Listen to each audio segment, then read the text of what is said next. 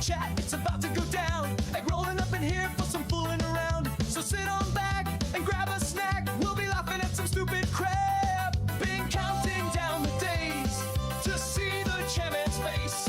Gonna open up that stream and hope that no one creams. It's time for some cumin and a little bit of goonin'. We're gonna look at some hotties and objectify some bodies. We're gonna talk about the week while holding in that skeet.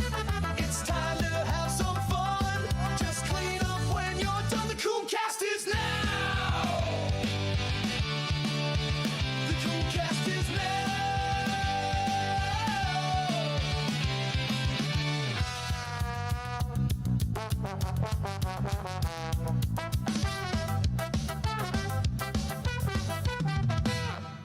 time to check some hot Asian vids. Sexy busty ladies who's calling dibs. Checking out games with fine ass dames. Don't worry cause we got no shame.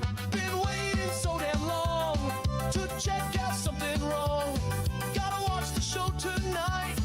It'll make it all alright. It's time for some cumin and a little bit of goonin'. We're gonna look at some hotties and objectify some bodies. We're gonna talk about the week while holding in that ski.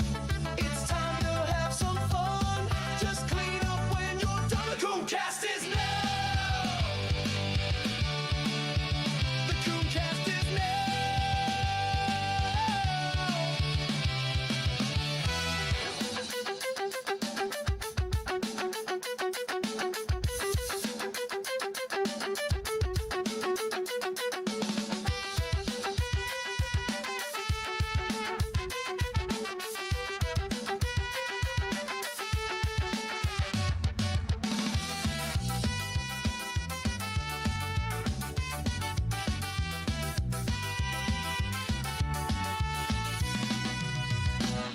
It's time for some cumin and a little bit of goonin'. We're gonna look at some hotties and objectify some bodies. We're gonna talk about the week while holding in that skeet. It's time to have some fun. Just clean up when you're done. The CoomCast is now. The CoomCast is now. The CoomCast is now.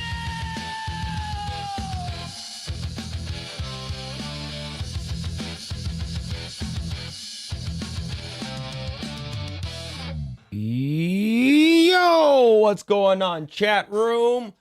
Oh man, we are back. We are back. Hopefully you guys are having a great day so far. But yeah, boys and girls, get the shit out of here, man. Get it out of here. All right, anyways, chat. I have some weird pop-up fucking MSN bullshit. But anyways, hope you guys are having a good day. What is happening, everyone? We are back. It's gonna be a short stream today. I have a doctor's appointment tomorrow. I'll basically I have doctor appointments tomorrow. What's it called again? Yeah, everything's fine. I'm getting a penis enlargement surgery. So yeah. But anyways, chat, how the hell are you guys doing, man? Hope you guys are doing well. What's going on?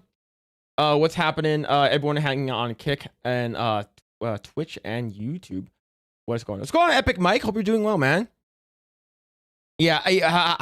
How the funeral go? I'm fine. I'm fine. Yeah, I'm getting massive titty implants. True. Yep, I'm getting those. I'm gonna get 550 cc's. I'm gonna get probably like a D cup. So I can fondle my own testicles and breasticles at the same time. But yeah, what's going on? Binary Recoil, Smallville, man. Manny Canton, what's going on, dude? What is happening? See, Sua Felix, Hertz Donut, Calvatenio, Orion Pax, Binary Recoil, what's happening? Terra Crystal, hope you're doing well. See, what's going on? Manny Canton R, Psychosis. See, Naruto the 7th, a Black Hawk mixed match. What's going on? So what's going on, Epic Mike? Hope you're doing well, man. Hope you had a great day, dude. Hey, that was a good doubt. We ended the Mario Kart stream on a W.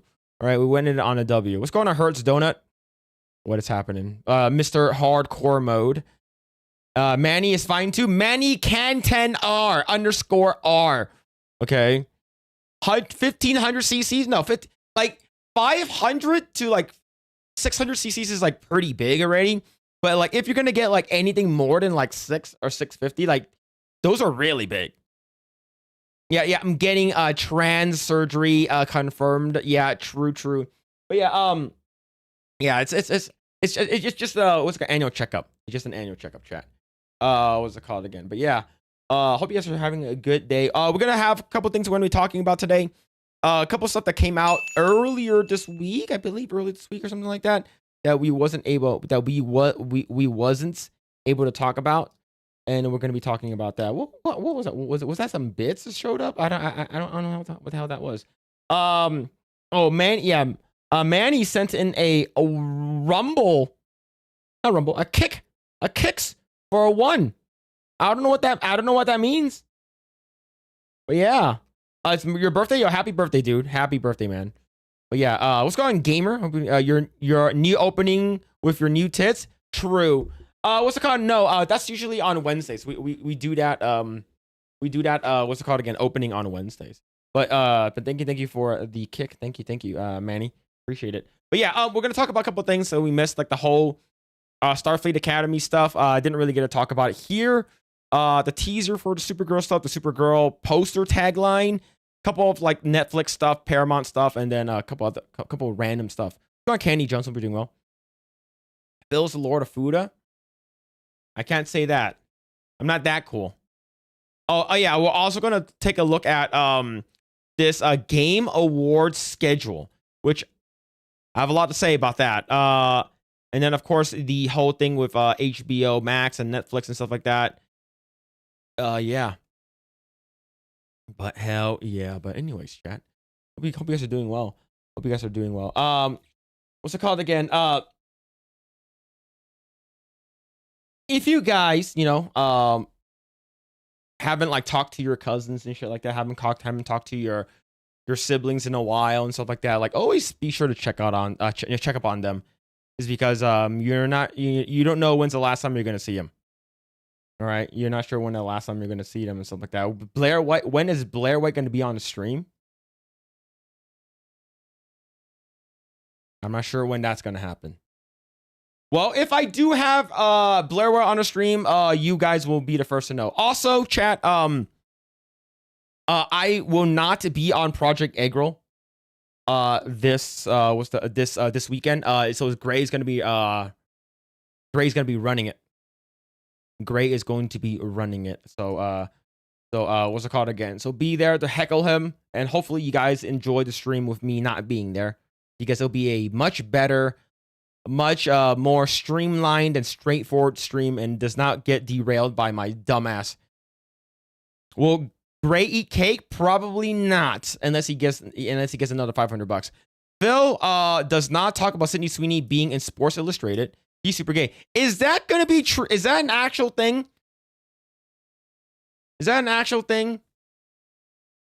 Is everything okay? Yeah. So the funeral I went to was for my cousin. She's 26. Yeah, she passed away last month. Yeah, so like I haven't talked to her in a while and stuff like that, and it's just like I think the last time I saw her was at my wedding, which was almost 10 years ago. Like she was even there for my grandmother's funeral in 2019. So like I'm like yeah. But yeah, man. So just make sure you check up on your family members and shit like that. Like I know there's a bunch of stuff that like people are going through, and people just don't want to just check up on them, man. Just say hi or whatever, hey, how are you doing and stuff like that. Oh, what happened? I'm not gonna really go through everything for that. It's just you know I just basically all I want to say is make sure you check up on your family members and stuff like that. Okay. Like I wasn't close with her, but I did grow up with her in the same house. Um, is it health? No, it was not health related. It was not like unforeseen circumstance and shit like that. It was a fucking freak accident. Okay. That's all I'm gonna say. No more than that. But I don't want to bring the room down or anything like that. But yeah, just check up on your families and shit like that. Um, like make sure they're okay and stuff like that. So even if some people might just need like if you feel like you're alone and shit like that, and like imagine if like someone just reached out to you, like even just like let's say you're extremely introverted. Like I'm pretty much introverted unless I need to be extroverted. So that's typically my thing, right? Like I would force myself to be extroverted with like people I'm super comfortable with. But like if I'm going out and meeting new people, I typically don't really talk. Like I used to let other people talk and stuff. So but yeah, like for instance, let's say if it's like you're one of those types where like you don't care to talk to people or something like that. In my opinion, like imagine if someone just messages you, say, "Hey man, hope you're doing well." You know, "Hey man, how's it going?" Just like out of the blue, just messages you. Like sometimes that makes your day. So yeah, man, it's just like make sure you check up on your family and stuff like that. your close friends and stuff. Like sometimes like being like for me, like I'm not the type of person who would reach out to people and say, "Hey dude, let's hang out." I'm not one of those people. So yeah. So in my opinion, if you guys are the extroverted type, like be sure to just like send them a message. "Hey, hope you're doing well," and stuff like that. And check up on your family too, is because like it's crazy like how the past 5 years have gone by so fucking fast. It's pretty wild how fast it went by. Is because like everything fucking just went, like everything fucking flew. Like I feel like I was speed running my life. Like my son's 3 years old and fucking what's it called? My 10-year anniversary is next year with my wife. And it's just like things do go by really quickly, man. So like for me, like I live sort of far from my parents, so like I don't see them often. And like I said, I'm not the talkative type, so I wouldn't like actually call them out of the blue and say, "Hey, let's have a chat for like 20 minutes." That's not me. So I have to sort of make that effort to reach out to people and talk to people and stuff like that. And it's just, it sucks, dude. Like she was 26, man. She was fucking young. Like I grew up in the same house with her.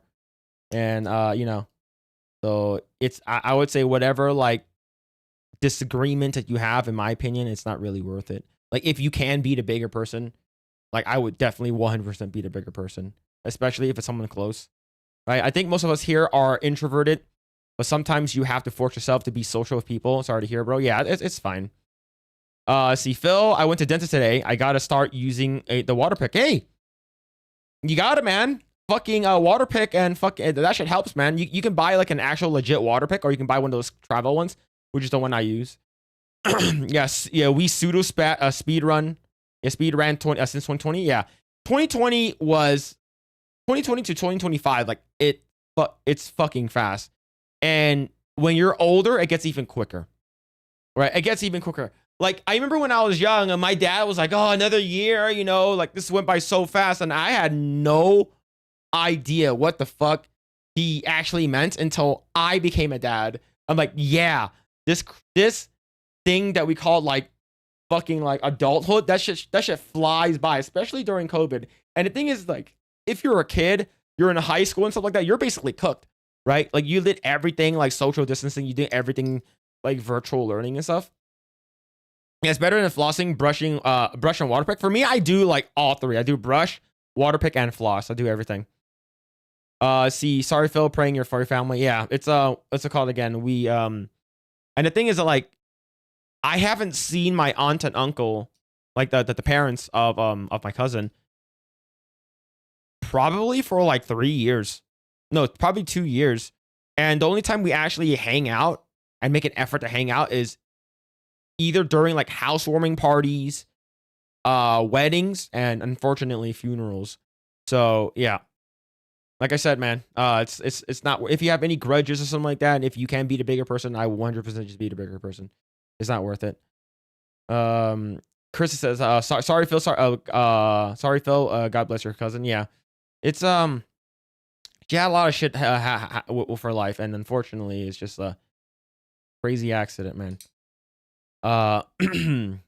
Of course, Phil, hope your family and friend are doing well. Yeah. It's they're fine now, you know. But what's going on? Matt Fun, cool. Hope you're doing well. Calvatenio, Candy Jones, best waifu guts. What's going on? Win Turd Wonderland Ferguson. Yeah, it was hard to hear for your loss, Phil. I hope the funeral gave you some closure. Yeah, in a way it did, and just like getting to talk to her parents and stuff. Yeah, what's going on, Isaac? Hope you're doing well, man. Chris B man. Going on, dude? But yeah, all right. We can go ahead and talk about like a bunch of stuff that happened this week. And I'm pretty sure the whole thing with like Sydney Sweeney, Sports Illustrated, is that a thing? Sydney Sweeney Sports Illustrated. Is that a thing? Is that a real thing?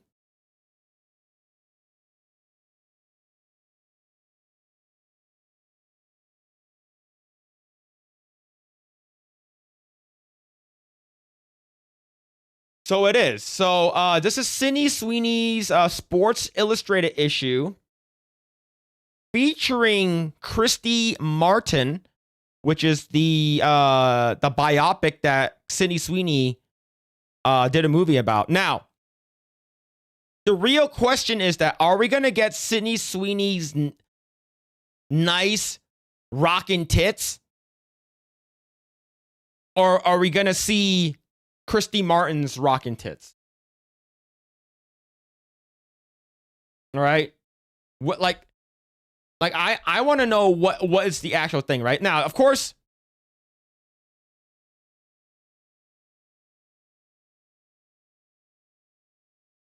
we get a little bit.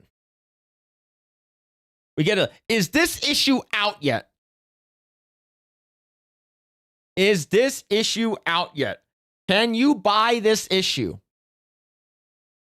Right? That's the real question. Can you buy? Is this out now? Right? Is this December 2025? December 15, 2025. So it comes out in 5 days. Okay? So it comes out in 5 days. All right? I need to know how much cleavage and boobage we're going to get. All right? Now, if I see any Christy Martin cleavage, I'm going to be upset. There were many pictures. All right. Let's see.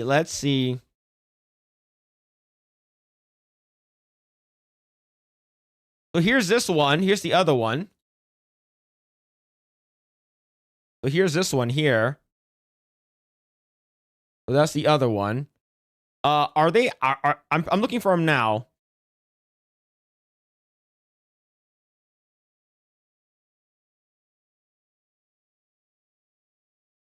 All right, so we see this one. This one's pretty hot.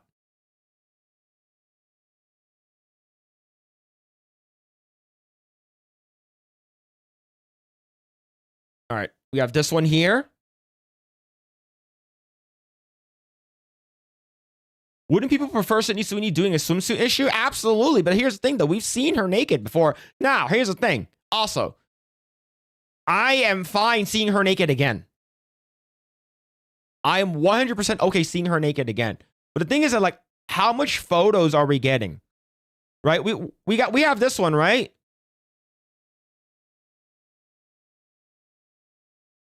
We have this one.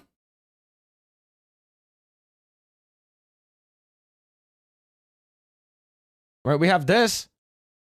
She's on the computer.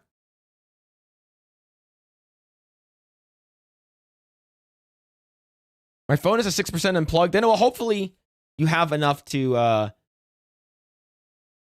jerk it, because that's the real question.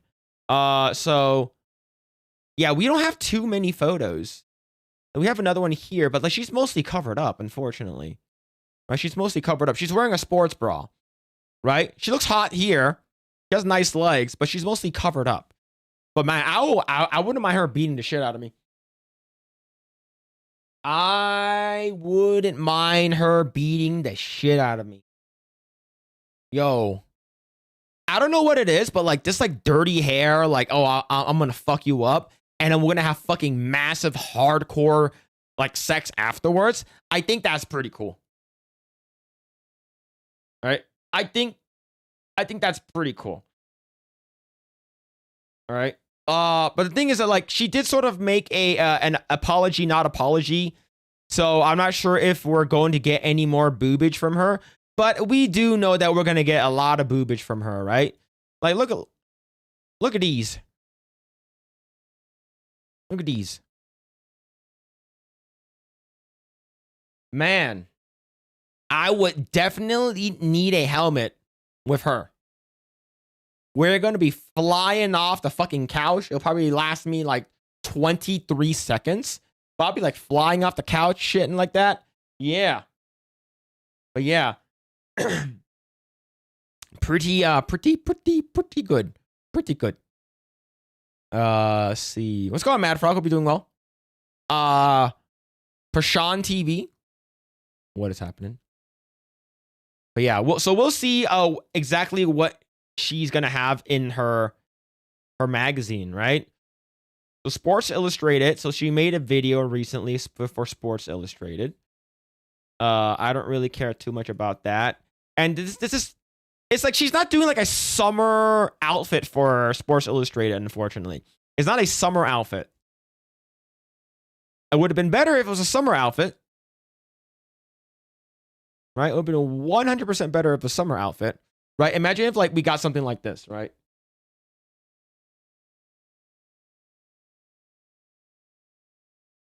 Right? It would be pretty nice. Let's go to jewelry. Gerald, what's happening? But yeah. Damn. I will let her spit in my mouth. I would let her do terrible things to me. Ungodly, unspeakable things to me. Easy. Yeah, we're not seeing too many Sports... Like, there's only, like, probably a total of, like, 5 or 6 photos from Sports Illustrated. Not really that great, in my opinion. Right? In my opinion, like, we need something more like this, you know? We need something more like this.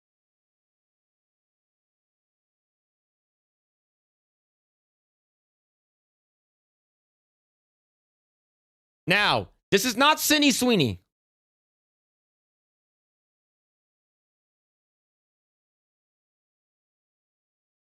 Okay?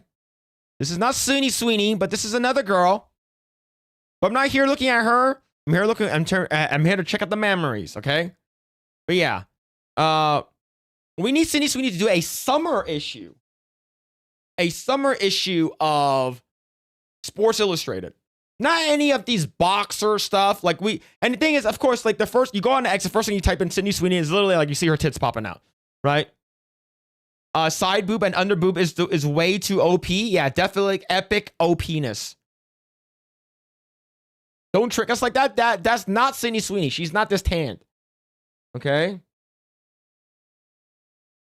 Side boob, under boob, down blouse, pokies, upskirt, all of them. We need all of them. 100%. Okay?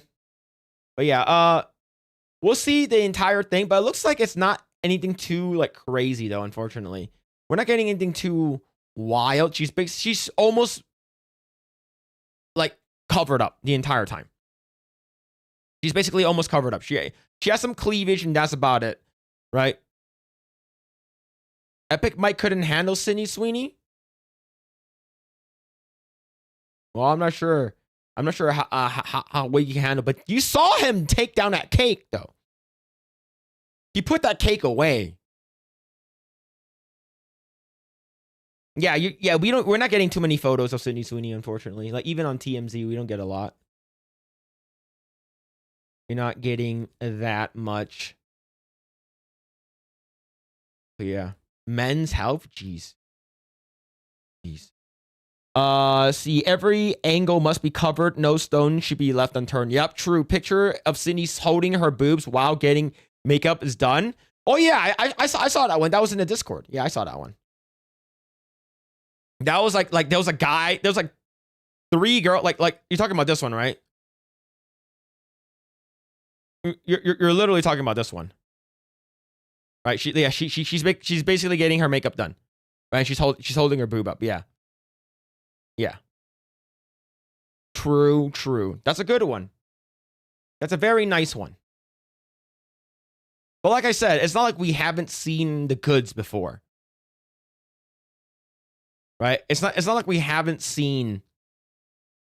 It's not like we haven't seen her before, you know. But I'm just wondering. She can't handle epic back shots. Yo, she fucking get like when she takes the back shots. You're like shooting her with a fucking shotgun. Plow, plow, plow. She gets fucked up immediately. Gets sent to the ER. Oh shit.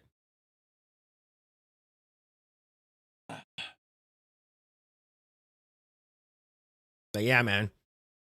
She knows exactly what she's doing. And like I said, like me and Gray, we talked about like her quote unquote apology. It's not an apology. She never said apologize, right? She says that she doesn't like hate. She doesn't like that and stuff like that. Of course, people will always refer to and lean into like, oh, she said something about hate and stuff like that. That means there are people on the. She's like, oh, I don't like what people are, linking me to. I don't like what people. I don't like that people are linking me to this group of people. People are giving me what's it called again? Title and shit like that, right? So that's the reason why whenever she said that, I'm like, well, the left people are relating her to like fucking what's it called again? Like Nazis and shit, right? I'm not lurking, so no tax was required. Yeah, she'd be awesome. She'll be playing awesome Power Girl. Oh, absolutely. Absolutely. 100% she will play a great Power Girl.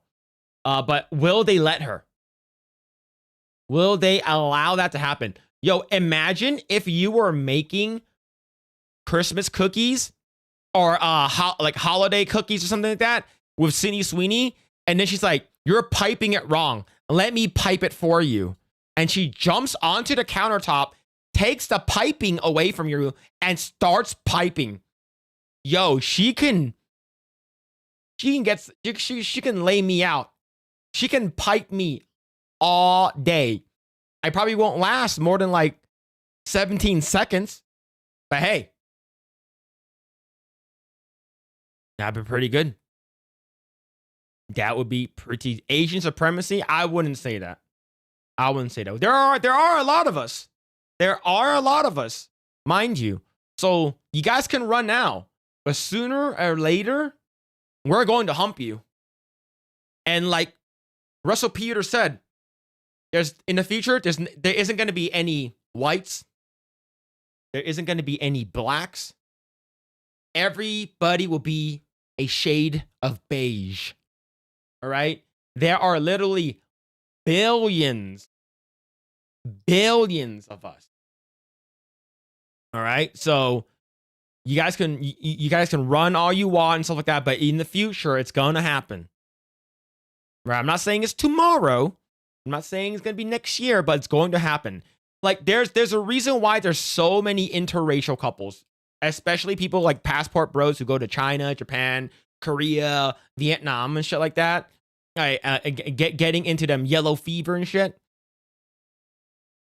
She's not a Fuda. Shut up! See, she could treat me like a gingerbread man. Yep. Yep. But yeah, man, look at that. Imagine like I can watch her pipe this all day. Look at how good she is with those hands. Like look at how good, like look at her hands. Reddit, run from it. Ching ping still right. Oh man, but yeah, it's going to happen. It's going to 100% happen. Right? Everyone's going to be a slightly beige. But yeah. Go on, Donna. I hope you're doing well. Hope you're doing well. Let's see. Yeah. Lot of good stuff. Lot of good stuff. Man.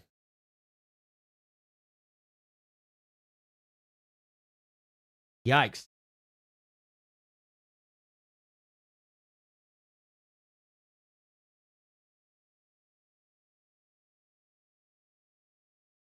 Yeah, a picture of Rachel Zegler right now. Immediately just like softened up.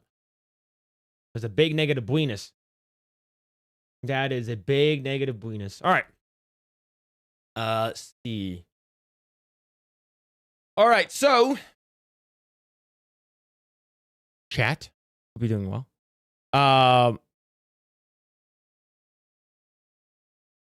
So as of recording this, tomorrow is the Game Awards. And if you guys didn't know, I went to go check out the statue. And I believe it has been said that the statue is actually a Larian game called Divinity. So we'll see. Basically, it's already like sort of in a way leaked or confirmed or something like that. But not officially confirmed by like Jeff Keighley or anything like that. But that doesn't really matter. I went to go see the statue. It's pretty cool. And I did post some pictures online. But I guess this was a leak schedule for the Game Awards. Now, I don't think this is true. My bad. Let's see. Open new image. Okay. I don't think this is true. All right. First one, you have Red Dead Redemption movie reveal starring Jack Black. That is if it casts Jack Black in RDR, which I never played. That's gonna be wild. Minecraft 2 reveal. Is that Minecraft 2 the movie? Are we talking about movie? GTA 6 trailer. That's probably going to happen. Batman Beyond Arkham reveal. I don't think that can be a case, but the thing is that the game. To be honest, I don't think that's gonna happen. But hey, I don't know. Bloodborne 2 and PC port review. I don't think that's gonna happen at all.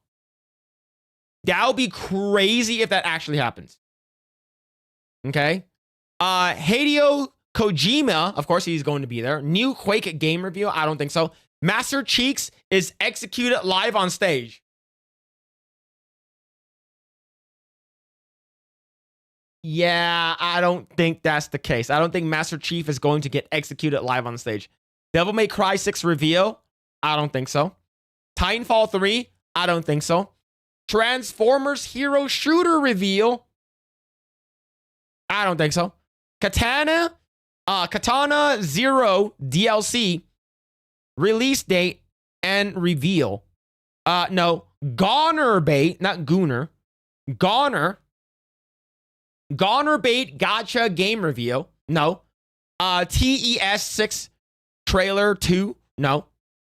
New F-Zero? Absolutely not. Nintendo hates F-Zero. Roblox shutdown announcement. Now, out of everything in this list, out of every single thing that I've read so far, I hope that this one is real. I hope that Roblox will shut down. And you know it, I know it, everyone knows that this is not gonna happen. Fortnite X Big Rigs crossover. Absolutely not. Definitely not. Jeff gets gored by a wild boar, then ran onto stage, ending the show.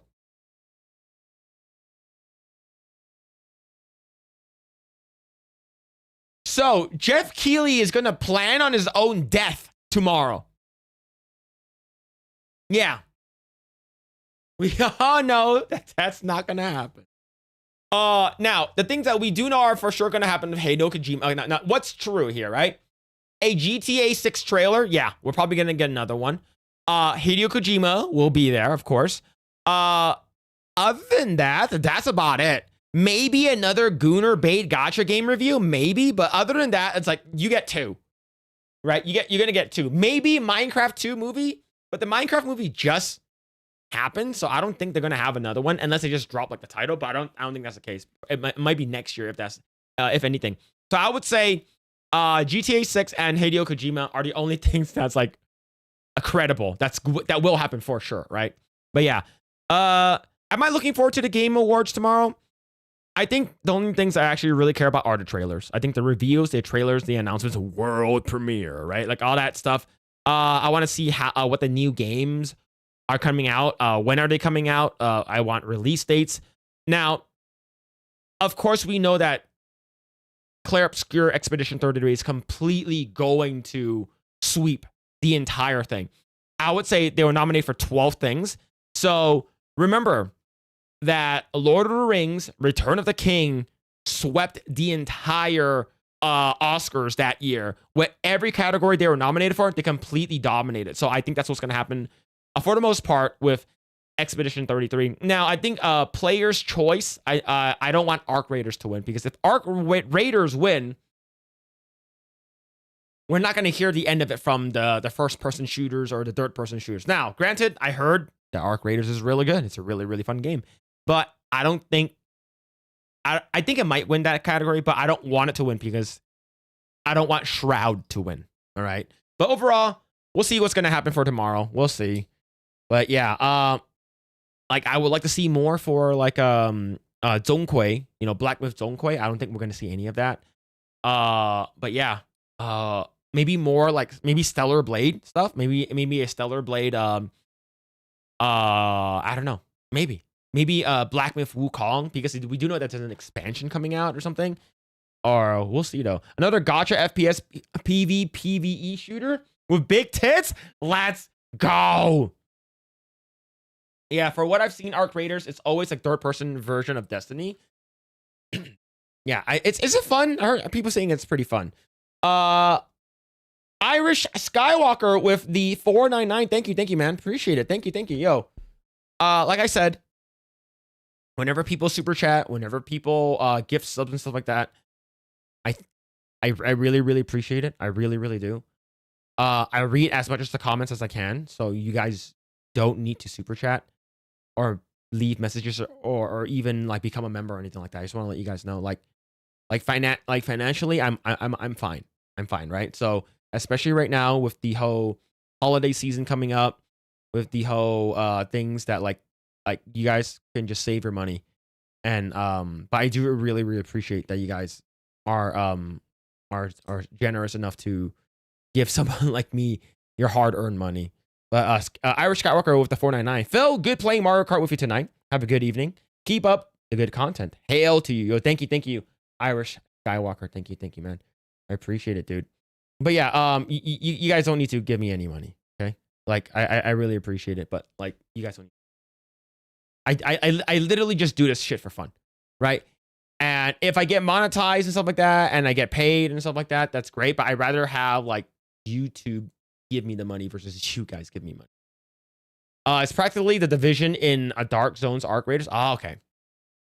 Okay. See what's going on, Matt Frack. Hope you're doing well, man. It's nice to get deserved recognition. I don't give it the faintest fuck about the Game Awards. So yeah, I don't really care about the Game Awards.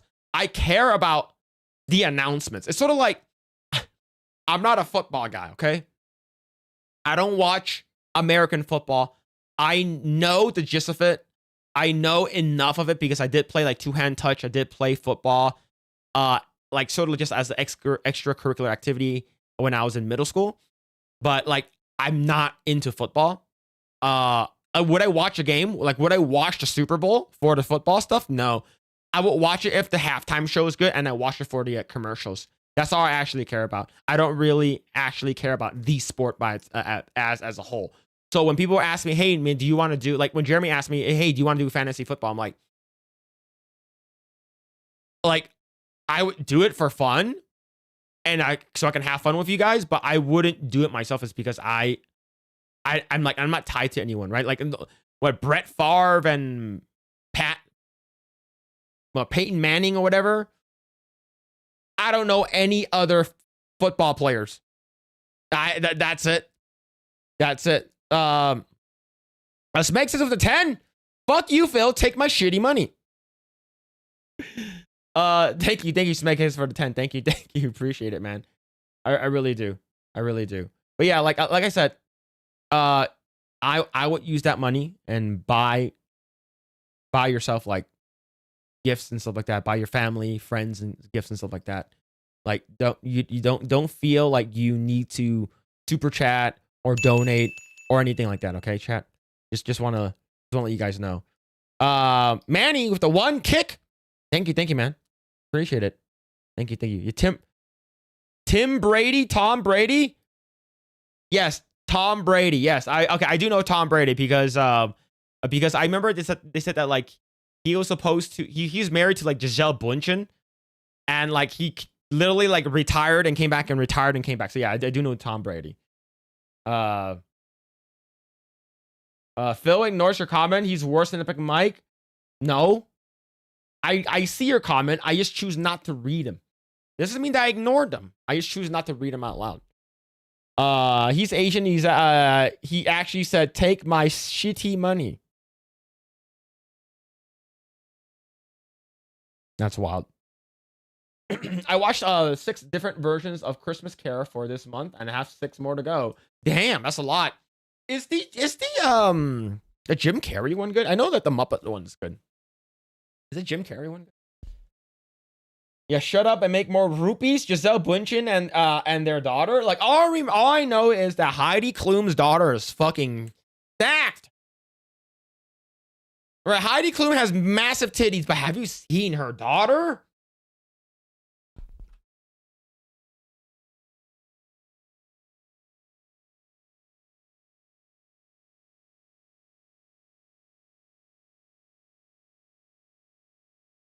Heidi Klum's daughter got some fat milkers. Lenny Klum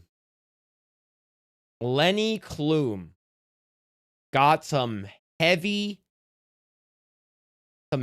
hitting milkers, all right? Yeah,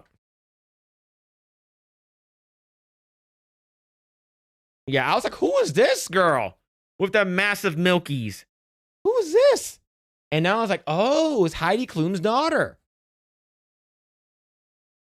And that's why I probably know, unfortunately, chat, I probably know more supermodel names than I do football players. And that sounds very, very gay. All right. Chat's gonna say, yo, that's sort of gay. That's actually sort of gay. What the hell is wrong with you? Right? So here's Lenny Klum.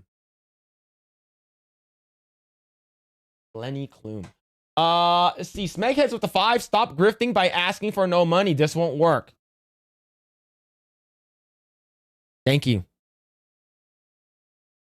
Smegheads for the 5. Okay. I'm not grifting. Okay. But thank you. I do appreciate it. I really, really do. Okay. But yeah. And indeed, his grift won't work on me. Show us. Yeah. So this is her, Lenny Klum. No, sports are gay, okay? But yeah. But yes, I would say, like I said, I know more supermodel names than I do sports balls name. Oh no, actually, I lied. I know more supermodel names than I do football players. Okay, there we go. I actually do know a lot of like basketball players, right? I know their names and stuff like that. I do know a lot of athletes, you know. Who's her mom? Well, who her mommy? Heidi Klum. Heidi Klum's her mom. Let's see. SCDB15 with the 2. Fair Ups Lunch Money Fund. Thank you. Appreciate it. Thank you. SCDB. Like I said, don't feel the need to super chat or anything like that, okay? But I do appreciate it, though. Thank you, thank you. What's going on, Mrs. Rough Night? Hope you're doing well. Some of my favorite streamers are super busty. No names, though. Yep, true. Like Asian Bunny X. Yeah, so, like, I know a decent amount of, like, I would say, in my opinion, like, the best days of, like, Victoria's Secret models. Like, Alexandria Ambrosia. What's it called again? Miranda Kerr. Of course, Giselle Bundchen, Heidi Klum, like, of course, Tyra Banks is one of them. Fucking Adriana Lima. And I do know a couple more on top of my head, right? Who's the other black chick that did not like Tyra? Fuck. Forgot her name already. But yeah, but the thing is, of course, like, I know more basketball players, right? But yeah, remember the Guitar Hero commercial with Heidi Klum? There was a guitar in that? That's wild. Let's go. War was with the 199. I'ma felt you and donate to do it. Food to fill. Thank you, War Wizard with the 199. Thank you. All I know is Adriana Lima. Oh yeah, Adriana Lima is hot. Like Miranda Kerr, she has that very cute face. Like she was married to Orlando Bloom for a little bit. And now Orlando Bloom, I believe, is with Katy Perry, and then they broke up. And then now Katy Perry's with fucking Trudeau, which is wild. Naomi Campbell, thank you. Pendragon. Naomi Campbell. But yeah, so this is Lenny Klum. I'm not sure if she is a supermodel, but she is pretty damn hot. Her and her mom, like her mom is like tall. Like her mom is tall, right? So here's her and her mom. Like her mom still, like her mom does like insane Halloween costumes. This is her and her mom, Heidi Klum. Mad Frog with the 199 says no, not donating tax. Stop. Okay, like seriously though, like you guys don't need to super chat. I really do appreciate it, though, but you guys don't need to. Now, of course, if you consider one of the Kardashian sisters, Kendall Jenner, which is the one that I actually like. I think Kendall is like I always consider her a supermodel. She's pretty like lengthy and skinny and tall. But yeah, but thank you, Mad Frog with the 199. Thank you. But yeah. And so that's like Heidi Klum does crazy Halloween costumes. Let me actually bring some up. Like her costumes are fucking crazy. Like she goes all out. Klum Halloween. Like look at this shit. She went as Medusa this year. Look at this. This is Heidi Klum. Like she's fucking when it comes to costumes, she's crazy. Look at that. That's Heidi Klum. Heidi right here. Heidi straight ahead. Heidi Klum Halloween. Like she actually has an event, and she literally has like one of the best outfits like out there in terms of like crazy, like in terms of like Halloween stuff. Like she's nuts. Heidi, look back. See this woman that's her. That's the same person. This one with the fucking Medusa, that's her. I still have sex with her. Yeah, man. She definitely turned me to stone. She definitely turned me to stone for sure. Go Nagarno. Smegheads. With the 5. Stop hiding behind supermodels. We all know your fave is Blair White.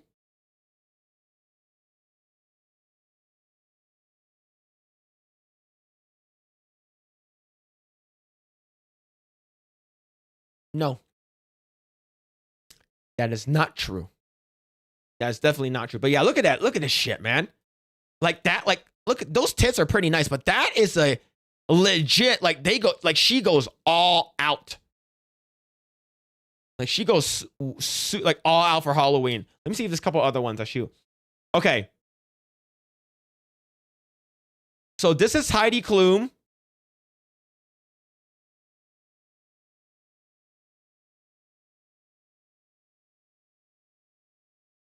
This is Heidi Klum several years ago. Look at that. She went as Fiona. She's 52. Yeah. Look at this shit.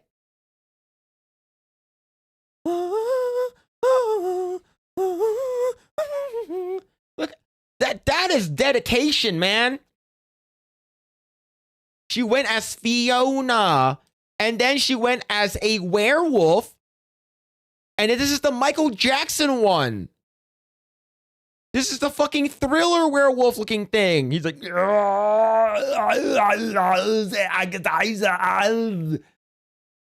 right? Like, look at that shit. And then she went as, I would just say, I know that she just went as like a skinless person, but I would say she went as the Colossal Titan. Da da da da da da da da da. And then of course she went as fucking what's it called again? Jessica Rabbit. Right? Like she, like her, when it comes to Halloween costumes, she goes all out.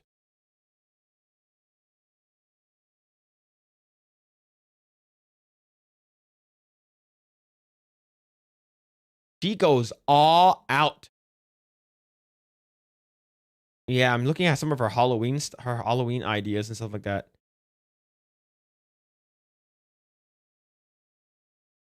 That ass is sort of too big for me.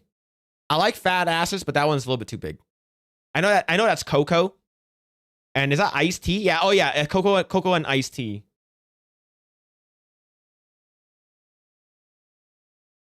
Like, what the hell is this? Like, look at this shit. She went as crossplay E.T. She went as fucking E.T.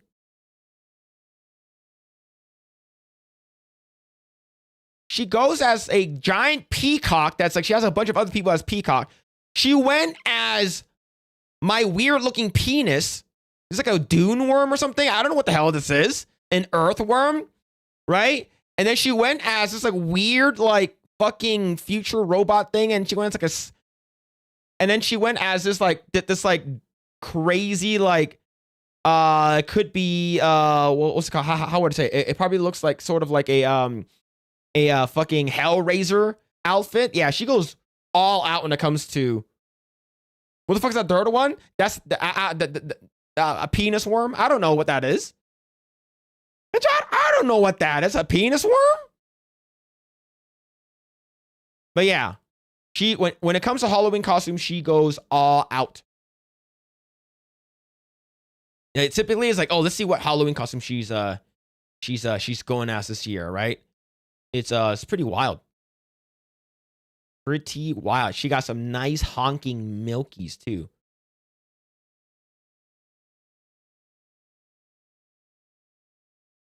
Nice. And this is her daughter, Lenny Klum. It's Earthworm's Gym. The ET one is crazy. Yeah, her face is on the neck. Right? I think that worm is from Rick and Morty. Yeah, she always picks sick stuff. Yeah, she's actually really, really good. Like, she's like legit. Like, she spends like probably hundreds of thousands of dollars probably just to like get the costume. Because it's a party, she invites a bunch of people there. Right? Are those fake? No. These are not fake. These are, I can attest that those memories are not fake, because Heidi Klum's boobs are naturally big, and look at how she's just walking. She's slightly walking and they're jiggling like that. Those are 100%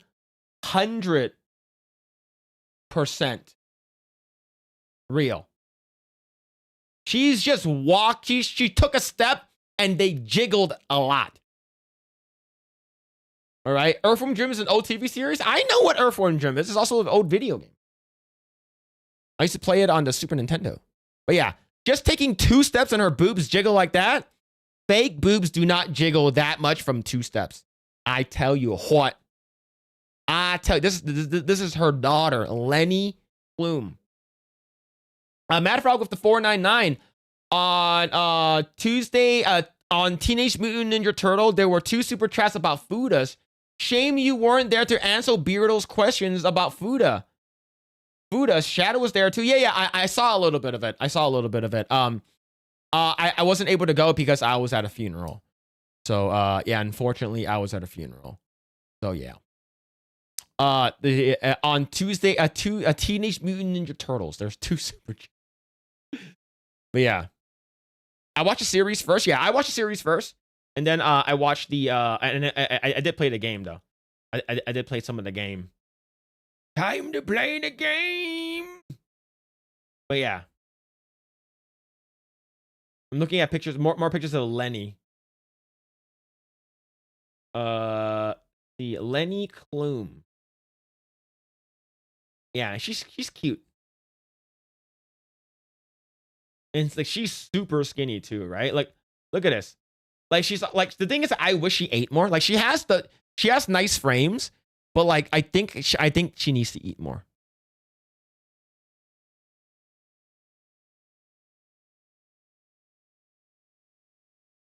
Right? I think she needs to eat more. I think she's too skinny. Now, chat, do you guys like tan lines?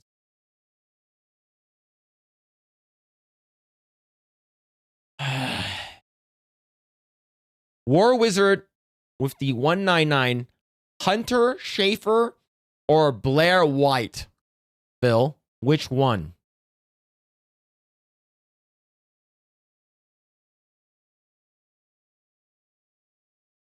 War Wizard, do I have to answer?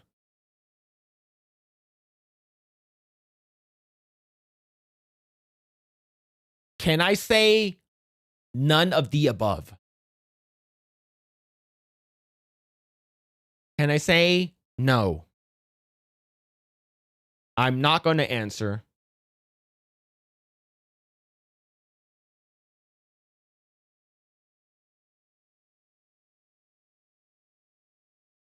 Absolutely.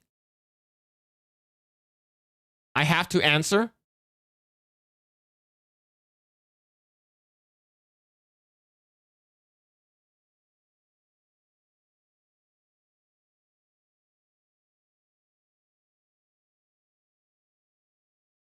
I'm not going to say probably equal. I'm not I'm not going to say that. Okay. So both shut up. All right, hold on. Hunter. I'm going to pull up photos of both of them.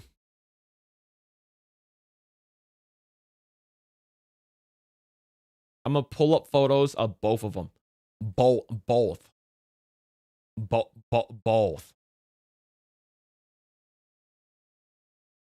Okay, I'll pick the one that everyone always picks. Zelda. Okay. Okay.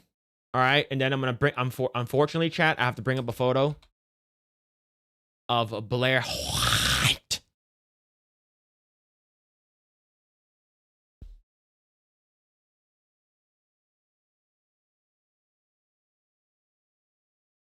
Okay.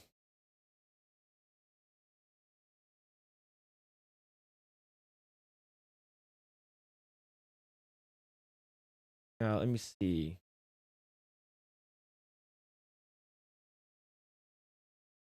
Let me see if I can find it.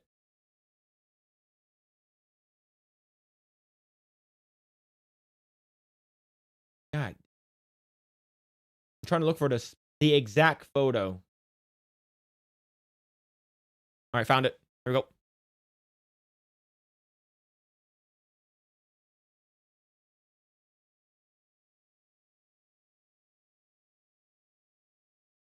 All right, fine. I'll pull up this photo. Probably better.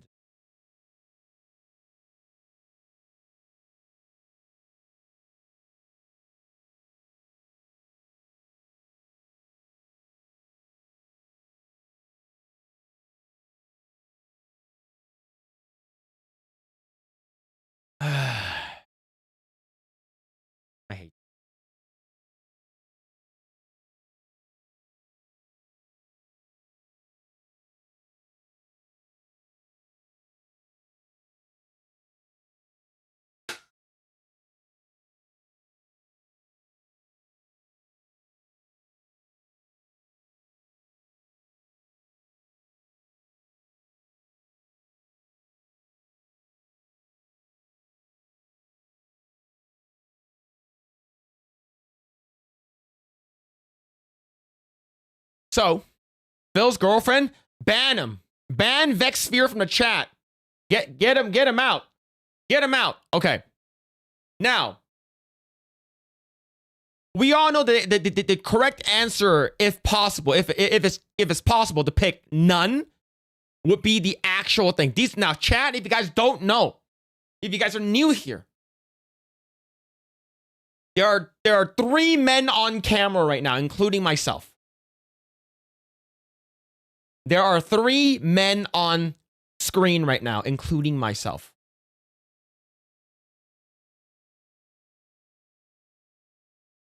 And War Wizard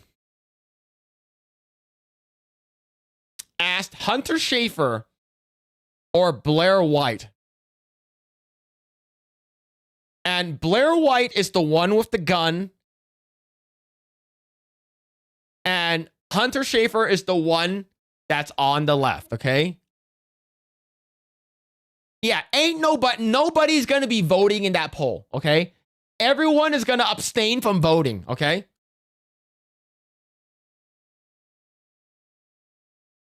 Does Phil really count as a man? You are correct. I'm only 2 inches, so I'm barely a man.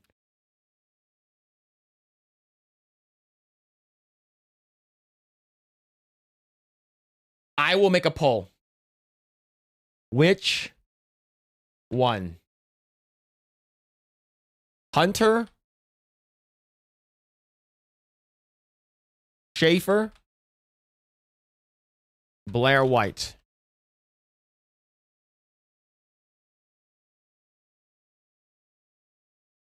The one with the gun, also the one with the AR-15. Okay? Now, based off of just the pictures and nothing else, it will automatically be Blair White, and it's not even close. Not even freaking close, okay? And let me tell you why. Is because that's a Cybertruck and that's an AR-15 with an LVPO. I already have a lot more things to talk about with Blair White than I do Hunter Schafer. Politics also, I will have more in common with Blair White than I do Hunter Schafer. They are both men.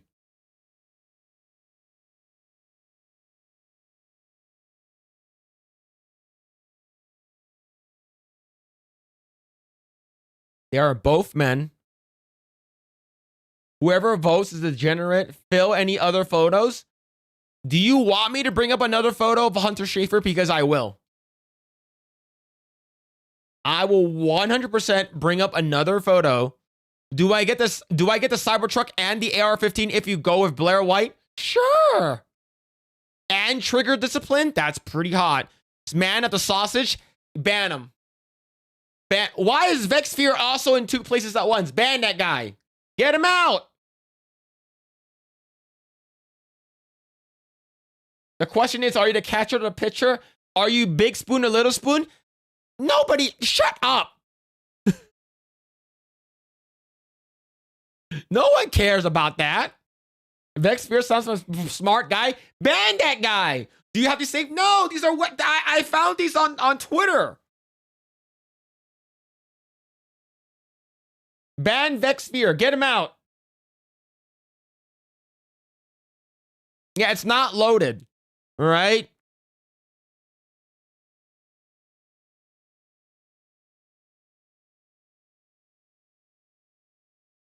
All right.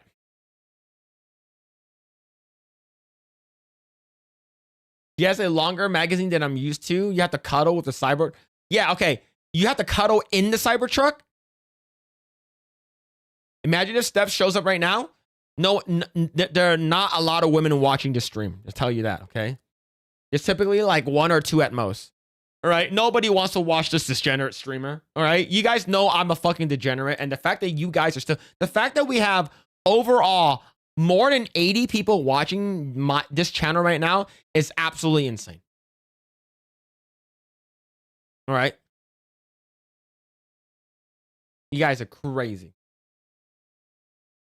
Yeah, it's okay to abstain from voting. Okay? It's okay to abstain from voting. You guys do not have to vote. There is a poll right now. I'm asking you guys which one, Hunter Schafer or Blair White. You guys don't need to vote. Hey, now your degeneracy entertains me. Well, I'm glad my terrible takes and my humiliation is making you guys happy. All right. Can you put Sydney Sweeney back on? Steph in 3, 2, 1. Nope. Remember, Steph said she was tired. All right. After winning Mario Kart, she said, "I'm tired. I'm not gonna stream. I'm gonna go to bed." Right. And then she immediately sends me an Instagram short, like literally, like she sent it to me like an hour ago. All right. She sent it to me like an hour ago. So I'm pretty sure she's sleeping. All right. Now we hi Emily. Hey Emily Kruger. Why are people watching this stream? Okay. All right, I'm gonna end the vote when it hits 5 minutes. Some people actually picked Hunter Schafer. I am actually surprised. The goonerism is unparalleled. Can't find shit like this anywhere else.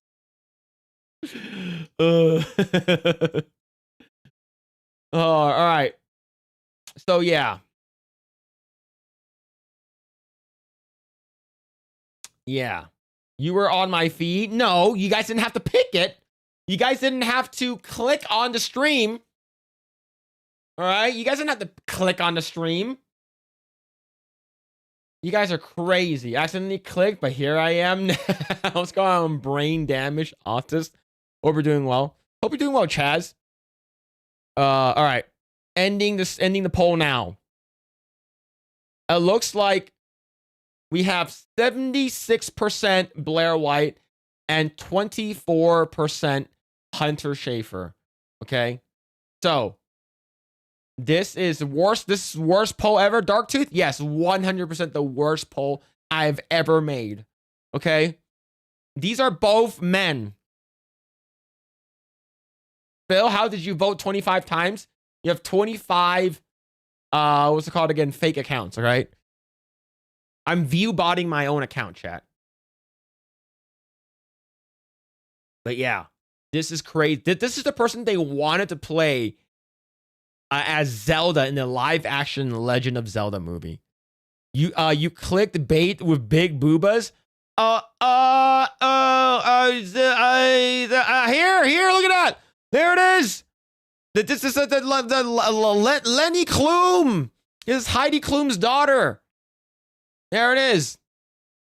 All right, but thank you, War Wizard, for that segue into talking about gay fooders.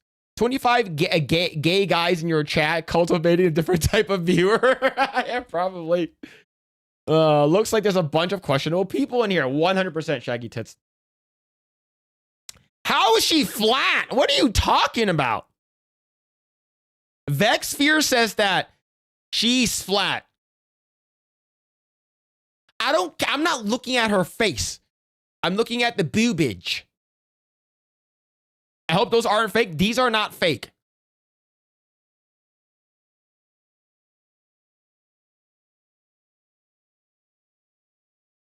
How are those big milkers? They are built. Those are D. I think anything that's bigger than a D would be considered milkers. All right, big milkers. Now, are we talking about massive mommy titty milkers? No. She's flat. She's broke.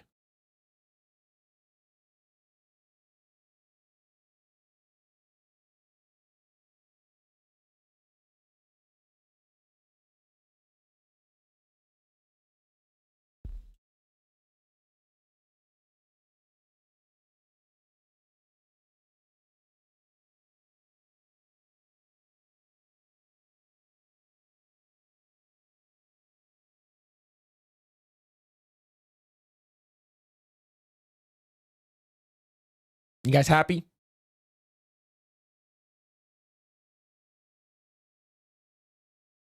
You guys happy? Are D's big enough for you now, chat? J cups?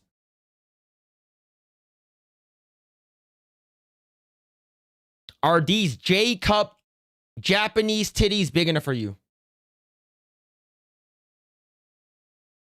Fake? Brain damage autist. These, out of all the boobs, these are definitely not fake.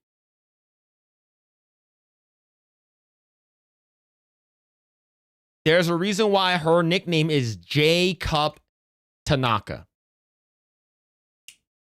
In my opinion, these are way too big.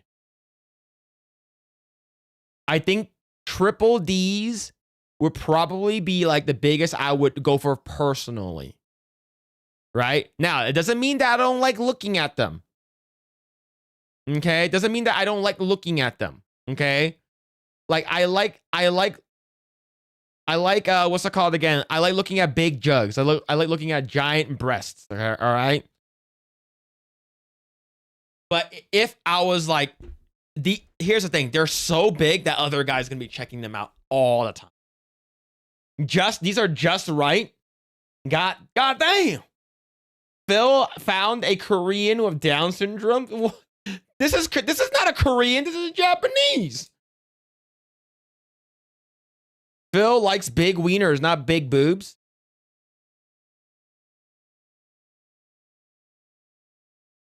J Cup explains the downs. You guys are wild. Way too big. What the fuck, Phil? That's gay. If anything, she needs to go bigger.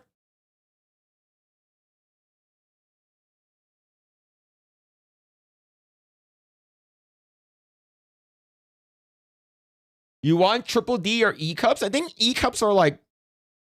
I think E cups are big. Right? I think E cups are big. In my opinion. All right. I think Christina Hendricks' boobs are.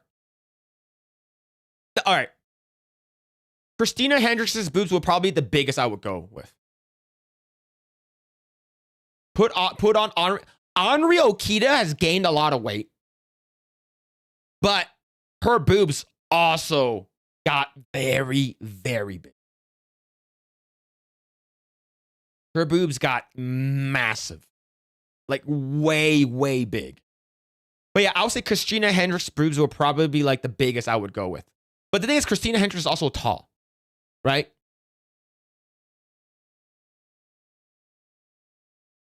Like I wouldn't say, look, if you're a girl that has some big ass titties and like, hey, it's bigger than what I prefer, I'm not gonna shoo you away. Right? I'm not gonna shoo you away, right? For instance, let's say if I was single and I was hitting the town and then some like fine ass girl comes up and got some massive like fucking milkers and stuff like that, I'm not gonna shoo her away. Okay? I'm not gonna shoo her away. Did her chest get hairy too? No. I love Okita. Yeah, Okita gained weight, but her boobs also. Yeah, she also had a few babies. Yours, yeah, I believe so. Yeah, she had. I think she only does OnlyFans now. I think she's completely stopped doing actual porn, and I think she just does OnlyFans. Bro, I have edited porn for 23 years. I think C cups are great. Like nice perky titties are nice. Right? Nice perky titties are nice. I'm not saying they're not.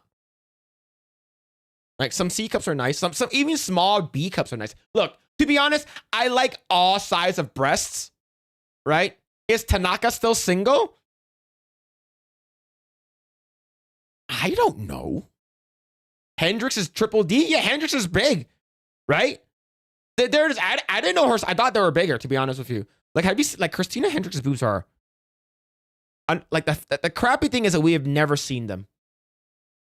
We have never seen Christina Hendricks' boobs in its all gloriousness, right? But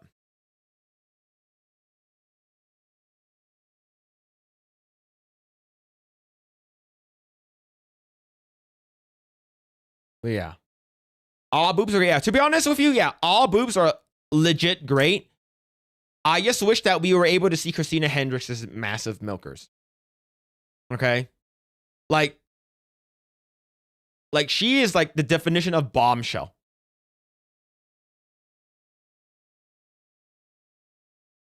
Like she's the definition of a bombshell.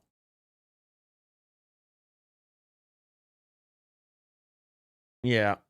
Yep, there it is. Smash AT watching me? Hell yeah. Hell yeah. Steph is not here.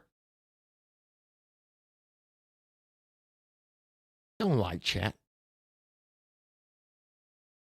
But yeah, they say 36 triple D, so that's a medium. That's a medium. Yeah. Well, 36 basically means torso size. Right? Like the number is the your size of your torso, and then the cup is your basically how big your bust is. Yeah, she was kind of naked. She was naked in Firefly and did a sex scenes in Eleanor and Leonard. Sorry, not Leonard. Leonard. But it's like you don't fully see them. You know what I'm talking about? Get off the screen.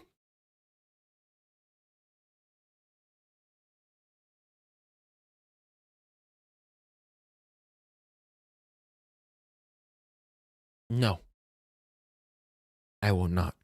But yeah, you don't see a lot of Christina Hendricks, right? Like I said, like she got some mega boobs, and they're usually like she was in Mad Men, right? I believe so. She was in Mad Men, and you don't get to see a lot of them because they're always covered up. Unfortunately, it is what it is, though. Like she has a nice body, right? She has a nice body. Yeah, Steph is not here. Get off the string, cuh. I say, forget about it, cuh. Yeah, you don't get to see him in all its glory. It's like, it's same thing with what's her face? Haley Atwell. Like her boobs are not as big as hers, right? But Haley Atwell, you don't get to see her boobs, her full boobs. Like they're usually being covered or being grabbed by something. Yeah, she was in Mad Men. Yeah. Next, Phil showed a Canadian woodwork teacher Z Cup's fake breast. No. Yeah, her band size 36 is measurements around the rib cage and where the bra sits. The cup letters denotes the larger her breasts are, the more beyond. Yeah, so triple D in case is 7-inch more. Yeah, so yeah. Not true, Phil. Look, what I'm trying to say is that you don't get the full like light. You're not looking hard enough for Haley Atwell. You've seen her like her boob get grabbed, but it's like I want a full clear shot of it. It's like, for instance, I wanted to see it's like, for instance, I wanted to see Jennifer Connelly's boobs, right? Like you see it, but it's like you see like the bottle that's covering like half of her boob, but you still see the nipple or the areola, right? I get it, but like I want her to be like completely like you can it's like I want to see the entire thing that's not being, offset by like a freaking bottle or someone's hand is touching it or something like that. No, I want to see the entire thing, right? It's like when we finally got to see Angelina Jolie's boobs, or when we finally got to see what's it called again? Scarlett Johansson's boobs. Right?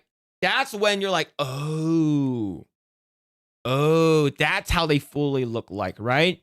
Like for instance, like it's like people have seen Selma Hayek's boobs before. But it's like she's either lying down when they're all like it's all like spread apart, or she was in what's it called again? She was someone's grabbing it and stuff like that. Like, no, I want you to stand there with nice lighting, with no one else in the picture. Right? It's like that. Angela White boobs, those are nice too. Yeah, like Desperado, right? She was in Desperado, and she also was in. She was lying down with like sand on her boobs and stuff like that when she was playing Frida, right? But like, I want to see her boobs now, right? Because Selma Hayek's boobs has gotten a lot bigger ever since the older she got, the bigger her boobs got. Jennifer Connelly, full frontal nudity, hot spot, also boobs, Mulholland Falls. Look, I know Jennifer Connelly went full frontal, but it's like, I want. Was there one with her prior to her breast reduction surgery? Right. It's sort of like when I wanted to see Jennifer what's her name? Not Connolly. Who's that girl from Bound with Gina Gershon? Yeah, Jennifer Love Hewitt we never got to see. 100%. We never got to see, and we will never see it.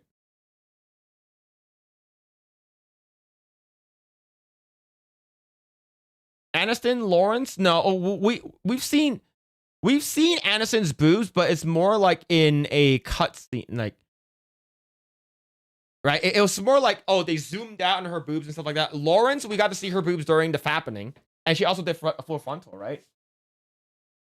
But yeah, Jennifer Love Hewitt we're never gonna see. Jennifer Tilly, thank you, Jennifer Tilly. Like, I wanted to see Jennifer Tilly's fat titties, and we see them in Bound, but they're freaking covered, and she's lying down, and like I said, look, I know that was a hot scene, and I was like, man, I was a kid, and like, man, this movie was hot, but yo, like, I want to see you standing there, just hang out. Well, Jeremy Wormy, thank you so much for the rate, man. Thank you, appreciate it, man. Thank you for the rate, Jeremy Wormy.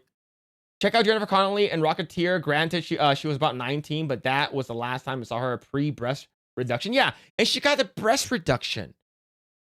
What are we doing? What are we doing? But yeah, man, it is what it is, though. It is what it is. Never understood the Jennifer Tilly thing. Like, I know her voice is like this. It's like, she's not there for her. We're not looking at her for her to talk, right? Like, I like Jennifer Tilly probably looked hottest when she was probably in Bride of Chucky. Right? I prefer her. Like, I know she's like she has a little bit Asian in her. Forgot to congratulate you on your LC Signs company compilations. That's wild. Let's go on, DBY. I hope you're doing well, man. Yeah, back pain, security, personal preference. Yeah, I understand why people get it. As a man, I don't get it. It's like I said, if I have a giant ass penis, which I don't, like, that's like lower than my knee, that's like bigger, like it hangs below my knee and it's basically almost touches the ground, would I get a penis reduction surgery? No. Absolutely not. See, Jennifer Lawrence is dumb blonde. She thinks she finally realizes the dumb. Well, the thing is, she played her part, right? Why did Jennifer Connelly get reduced? The biggest reasons watch career opportunities was the poster with her tank top and leaning forward. Yeah, I think Jennifer Connelly probably got it because it's hurting her back, right? It's the same thing why everyone would say they get it. It's like, oh, the breasts are too heavy. It's like, imagine carrying like about like 25 pounds, like 15 to 25 pounds just for weight of the breast, or potentially even more, right? For instance, like Ariel Winter got her breast reduced. I believe she had an H cup and she removed it. She got it. She reduced it to like a double D. Like a bunch of people, in Hollywood got their breast shrunk, which is sad. Very, very sad. But yeah. But yeah. See, what's it called again? Kat Dennings got her breast reduced and they just grew back, which is pretty nice. Yeah, that's a great thing about implants. They love to show them off. Yeah, people who have implants love showing off their implants. It's like, hey, I paid a lot of money for this shit, so I'm gonna show them off, right? For instance, Sarah Jean Underwood. Like, I liked her prior to all her work done. To be honest with you, like, her boobs look great with the implants, but like, I'm talking about her face.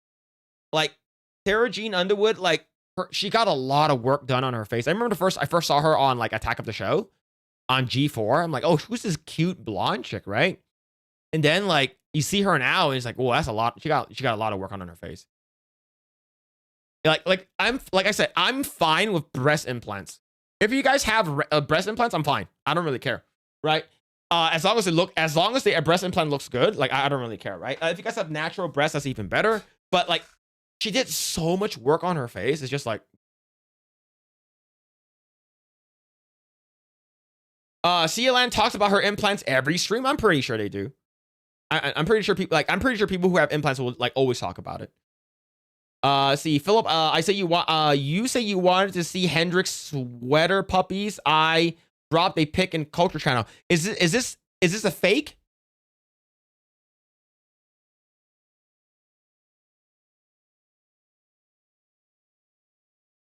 Like, is that real? I want to know if is that real?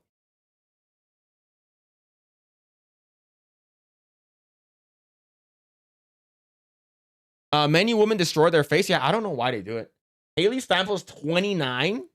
Damn, she's getting up there. Yeah, Sarah Jean Underwood looked way better before. Oh, absolutely, absolutely. She looked way better in Attack of the Show when you first see her. It's fake. Yeah, it's AI. Yeah. I was like, I 100% would have seen this before.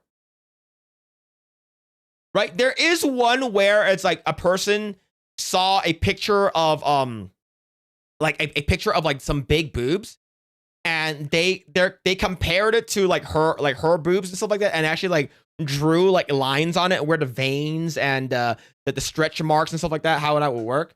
But yeah, like I was like, I would have seen this before 100%. But yeah, see. All right. All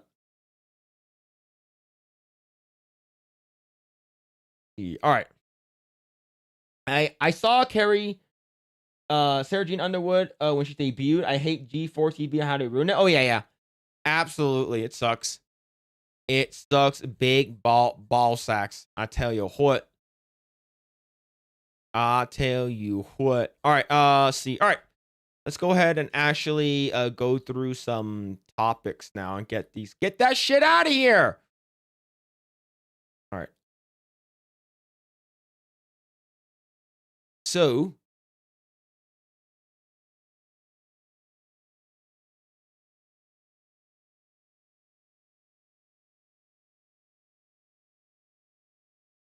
was it yesterday?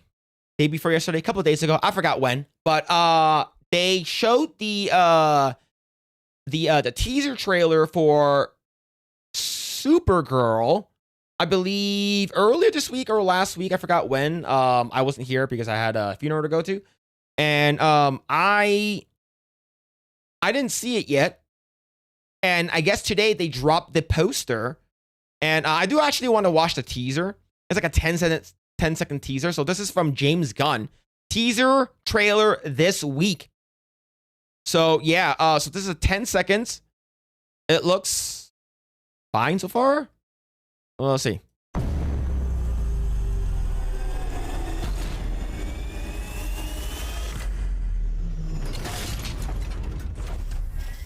So we got. Is that it? This doesn't show much. Doesn't show too much, and I believe they also showed another thing where she had like her headset on or whatever. But this is actually what I really want to talk about. This is from Geeks and Gamers. Supergirl poster tagline: "Truth, justice, whatever sparks outrage over dropping American Way." I had a big issue with this ever since the reveal of this. And but not just this, but like the whole truth, justice, and the human way, which I didn't think they tried to change, just because Superman is so much more than that. But yeah, in my opinion, I think this is absolutely garbage, and this is not good at all. I think dropping the American way definitely does in a way. Well, that does. It will detriment your your box office and stuff like that. It will actually like not bode well for you to remove that, because Superman is the epitome of an American superhero. He is worldwide, right? But he is an American superhero first. So I did see this,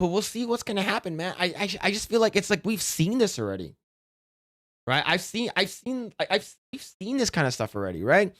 Supergirl arrives in theaters 6/26/26. The trailer will be released tomorrow at noon, according to James Gunn's post below. We'll have a better idea of what to expect from the movie soon, but the vibes of the poster gives off jokey, light, rebellious, and aloof. In other words, a James Gunn movie, which is technically isn't. Yeah. And of course, you have this thing where she's like, right, come on me and come on my face. It will feel so warm. I'm gonna guzzle your cock in my mouth the day I was born. Right? It's basically like the 80s music. It's, oh, remember nostalgia and stuff like that? Oh, it's gonna be so cool. It's like, you already did this with Star-Lord. You don't need to keep doing this over and over and over again. Bro, just stop. We don't need this shit anymore. Just stop making Guardians of the Galaxy stuff, right? You are literally a one-trick pony. I want you to prove us wrong. Please stop. One of Phil's workout songs? Yeah. Yeah. Gay? No, you're gay. Kick Automod. Yeah, the Kick Automod sucks. Yeah, you can't say hateful things because the AI automods that shit. It is very, very lame. It is very lame. But yeah, see. Clip? No clip. Philip Chan, you know Kick Automod doesn't like Chinese or retard words. Yeah, oh yeah, see, automatically deleted again for hatefulness. Go Fable of Man. This is gonna bomb so hard. Yeah, it probably will. It will probably bomb really hard. The thing is that people are still gonna watch it, right? You're gonna have people like Tom Connors, you know, Midnight's Edgy. Like he's gonna go watch it, right? He loves James Gunn stuff. He hates the Snyderverse stuff. And to be honest, I don't really care, right? I want the Snyderverse to be fully restored, so it can make them mad. It can make them super, super upset. That would make me so happy. Yeah, the auto mod in Kick is it goes really wild. You could turn off auto mod, can you? Hold on, let me see. Mod actions. What the hell is this? Mod mature mode. What the fuck? Okay, so that's mature. Enable mod shortcuts.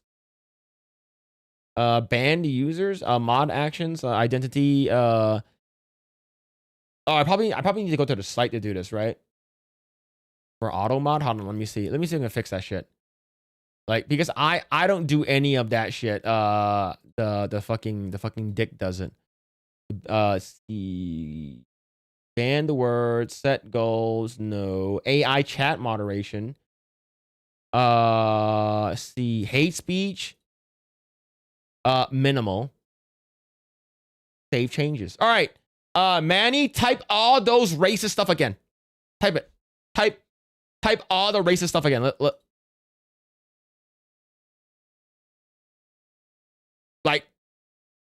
Like call me a chink and shit like that. Like call retard, gooner, fish. Yeah, retarded. Okay, see, there it is. All right. We good now. We good. All right, okay, we're good, boys. We good now. All right, we're good.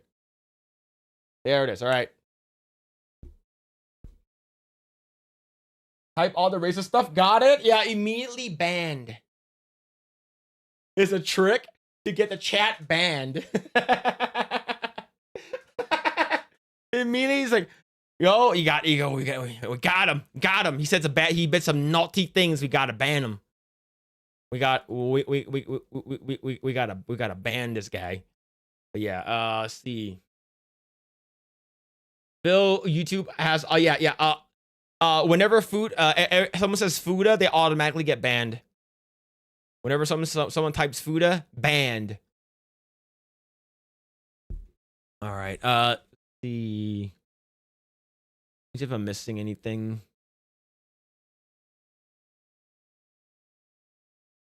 All right, we're good.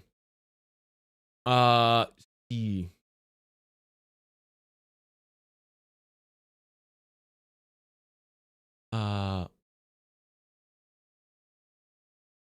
So chat, did you guys see this?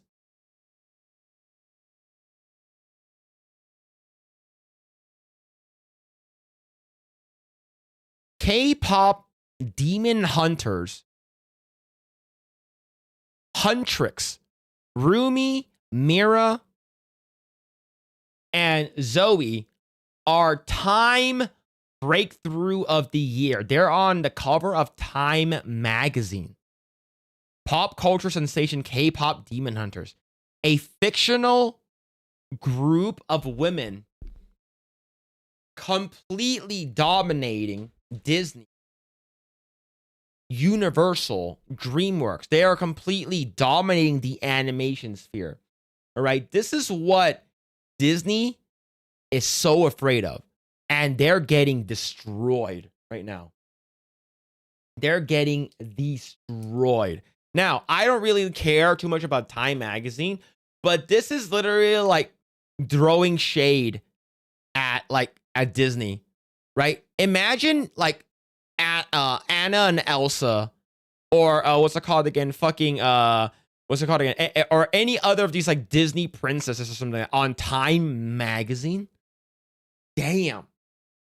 And remember, the top 5 Halloween costumes for this year, all of them were from K-pop demon hunters. Number 1 is Zoe. Number 2 is number 1 is Rumi. Number 2 is Zoe. Number 3 is Mira. Number 4 is Jinu, and number 5 is Baby Saja. Like none of the top 5 were Disney related. Now, top 10, you have like, you can have like Spider-Man, Captain America will eventually show up. But I went to trick-or-treating with my son for the first time this year, and he loved it. He enjoyed it. This is his first time trick-or-treating. There are so many K-pop demon hunter cosplays and Halloween costumes. It is absolutely insane. The songs popped off. One of the best animations that we've gotten this entire year in terms of not being woke. A very simple, straightforward story that everyone liked, and music was pretty good. This basically puts so much shame to Disney, and I love this. I love this so much, and this is why Disney is afraid. Disney should be very, very scared and worried right now, is because, to be honest with you, Huntrix, they should be playing the halftime show. They should be featured and playing at the halftime show. And it's for what's it called again? Super Bowl. And I'm not even joking. They did a really, really good job during the Macy's Day Parade. I remember that they were practicing and they were singing Golden, and they sang really, really well, and it was super cold, and they did it live. There was no lip syncing or anything like that. Even days leading up to the parade, it was raining, and they were still practicing during the parade.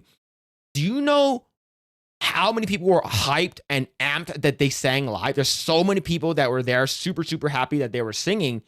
And then you have Cynthia Erivo that literally looks like a fucking goblin singing a song that nobody fucking cares about. No one was clapping, no one was cheering, no one was hyped up. And plus, the song that she was singing was very, very low energy versus Golden was a high energy. And this is the reason why I think just the Eastern culture has been dominating, right? You're not just talking about this film was filmed here, right? Well, not filmed here. It was made in the US, right? But it's Korean culture, it's Eastern culture. And then you have a bunch of anime manga that's completely dominating the US and the Western sphere because of how good it is. Now, this is also from Geeks and Gamers. Time names K-pop Demon Hunters 2025 Breakthrough of the Year, continuing Huntrix's reign. Time magazine announced its Breakthrough of the Year yesterday, with the winners are, unsurprisingly, the stars of K-pop Demon Hunters.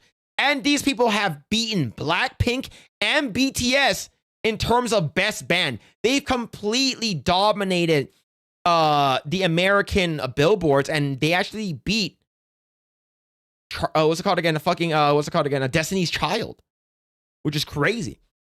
These animated K-pop stars have dominated pop culture this year, with the single Golden reigning at the top of the Billboard Hot 100 for 8 weeks. The song has since gone platinum. Singers EJ Ray Amy and Audrey Nuna have appeared at Macy's Thanksgiving Day Parade, Tonight Show starring Jimmy Fallon, Saturday Night Live, among other live performances. Huntrix costumes dominated this Halloween, and there's an outcry at the lack of officially licensed toys available for the holidays. While the film has become a cultural phenomenon, it wasn't a far gone conclusion. Chairman of Netflix Films Dan Lin says that the film's success in a Time article I care about has it cut through to the culture. Are people talking about it? Do they want to see a live experience? Do they want to see a sequel? Do they want to buy costumes? All of that is a yes, a resounding yes. Live action, probably not. Live experience as a concert, like I guarantee you, if you got the dudes that sang Soda Pop, Your Idol, and then you get Huntrix come back and like they actually do a concert, it will get sold out. It will 100% just get sold out, right? So yeah, this is huge, right? So Time Story also details how director Maggie Kang pitched the film to Sony herself, even naming her daughter after Rumi. Kang's daughter plays young Rumi in the movie. Sony later brought on co-director Chris Applehans to broaden the film's appeal. We constantly thought to ourselves that we would think of a cooler title for the film. I think it ended up serving us well. It invites the question of what in the world do these two things have to do with each other? Yep. And it is very, very, very, in terms of the zeitgeist, very, very relevant. It's trending everywhere. It's still really, really popular. And cosplays everywhere. I would say you could probably see these three characters over and over again. Now, the only reason why I'm sort of nervous about how popular this film got is how they are going to wokeify the characters in the future. Now, we do know that Mira, Zoe, and Rumi are all straight characters. Same thing with all of the Saja boys, with Jinnu, Abby, Romance, Baby, and Mystery. All of them are straight characters because they all like each other. So I don't know what's going to happen in the future. I hope they don't, turn these characters gay or lesbian or anything like that. I hope they don't make it super, super cringe in the future because of how popular it is. It's because we know what happens when something gets super, super popular. A lot of people start trying to push in their agendas, try to self-insert and change everything up. But hell yeah, this is actually a big W for K-pop Demon Hunters. And this is the reason why I love their success is because I hate what Disney has been doing for the past decade now, minimum a decade now. And I'm glad that we finally have something that's making them worried, having something that's making them scared. And hopefully in the future they make good stuff, is because nobody really cares about Disney shit anymore, to be honest with you. Didn't Shrek cancel Zendaya? I don't think so. I think Zendaya is still playing one of the daughters in Shrek, the new movie. But we'll see. We'll see what's going to happen. But yeah, hell yes, this is a big W for K-pop Demon Hunters. CEO, take it easy, Dark. Take it easy, man. Have a good night. Hope there were a lot of helicopters flying above when Cynthia Erivo was singing. Shoo! Go away! Get out of here!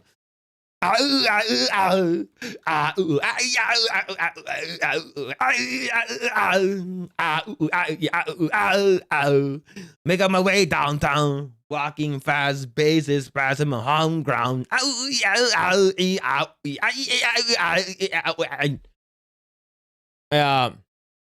From movie to virtual pop stars, could actually work. Oh yeah, like think about it.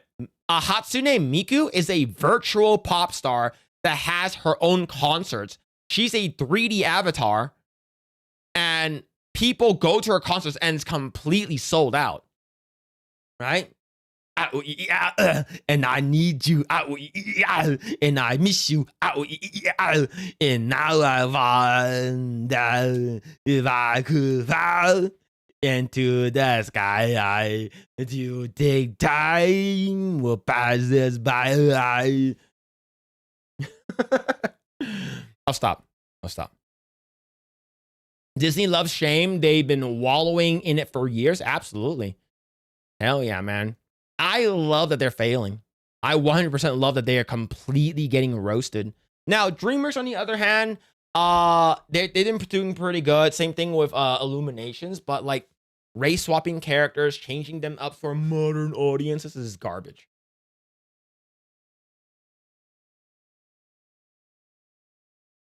Oh man. See what else are we missing? See.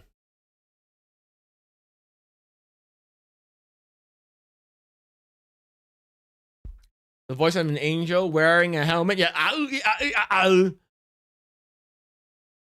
Oh, there. Okay. So I guess Resident Evil 9 slash or Requiem basically leaked an image. Leaked image from PlayStation Store reveals Leon Kennedy will return to Resident Evil Requiem for a Dream, right? Yeah, there it is. I wonder if we're gonna get any any sexy time. But yeah, I wonder if I'm gonna be playing it on PC. I'm gonna be modding the shit out of it. I'm gonna be modding the shit out of it, man. But hell yeah. Yo. What's up, Basket City? Hope you're doing well. I wonder if this is real. I wonder if this is real. Leon Kennedy.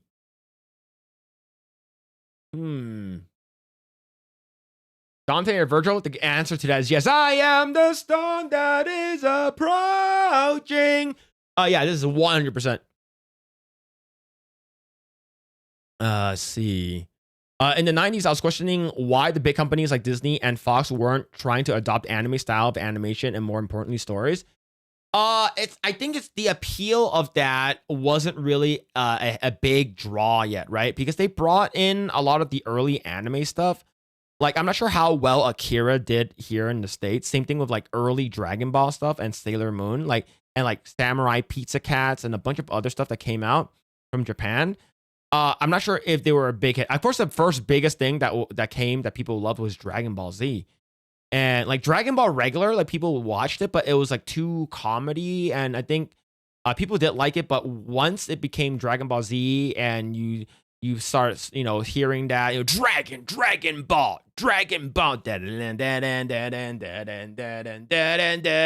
or you get fighting evil by moonlight, winning love by daylight, never running from a real fight.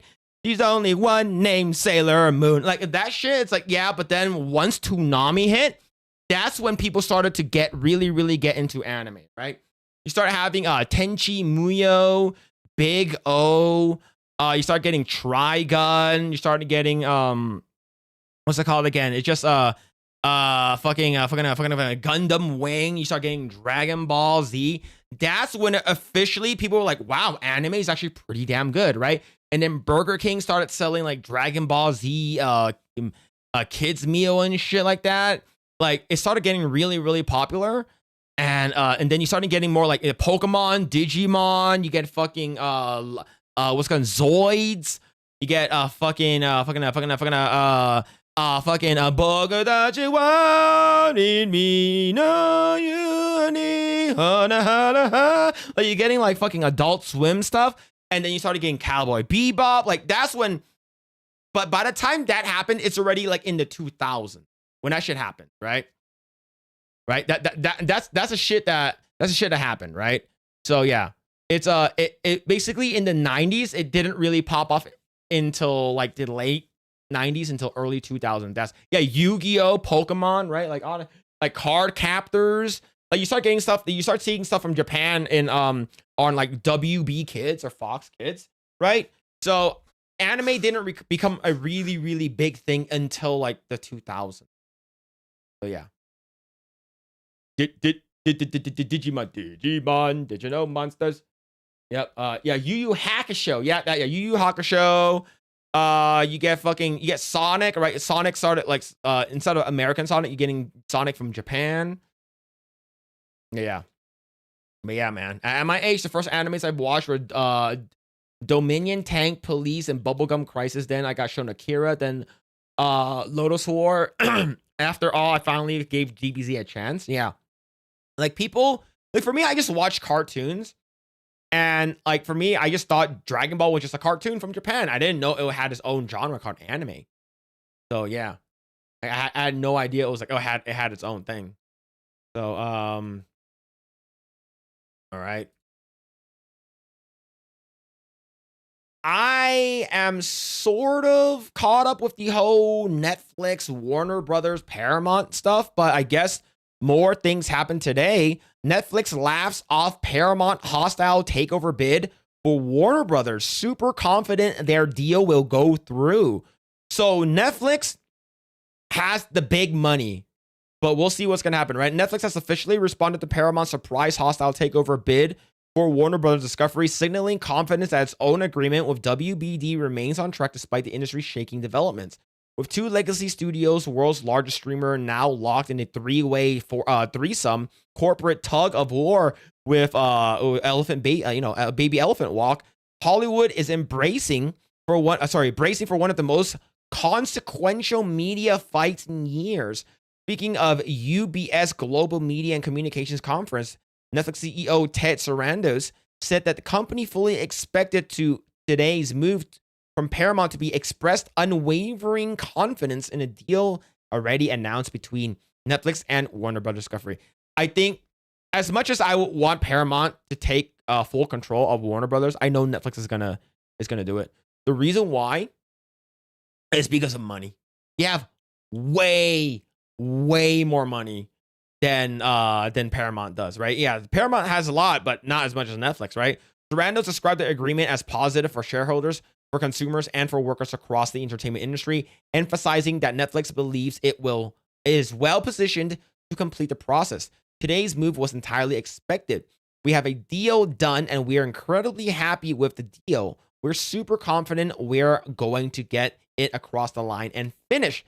Netflix also assuring observers that the company intends to maintain theatrical releases for major Warner Brothers titles, a point meant to calm concerns that the streaming first model might deprioritize cinema entirely. The message is clear. Netflix wants to project stability at the moment when the rivals appear unsettled.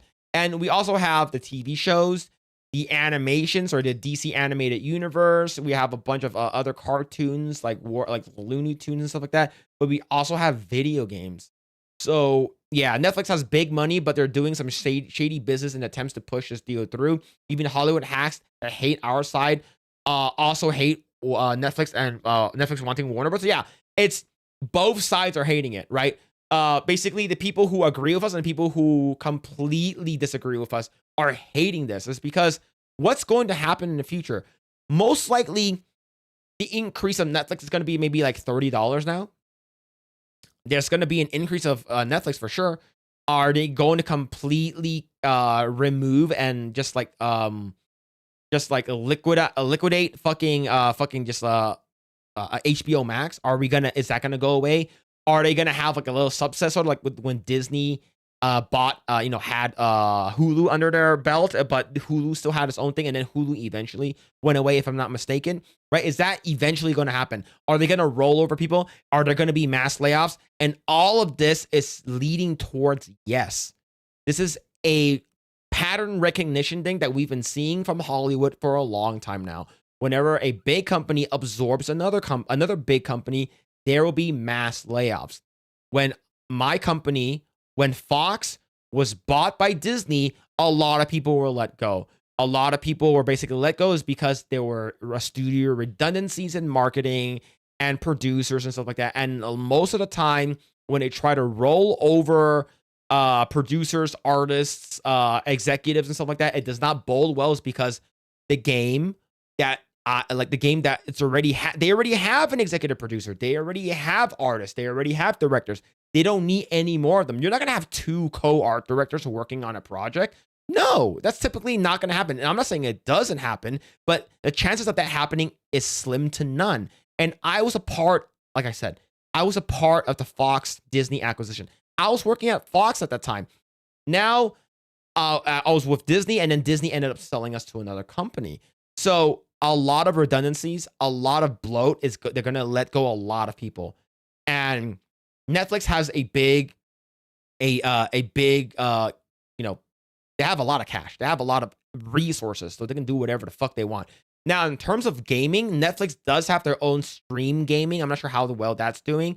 I know a lot of people that I worked with at the time when I was at Fox, they are actually over at Netflix right now, which is crazy. Like, so they're actually working with Netflix and Netflix gaming.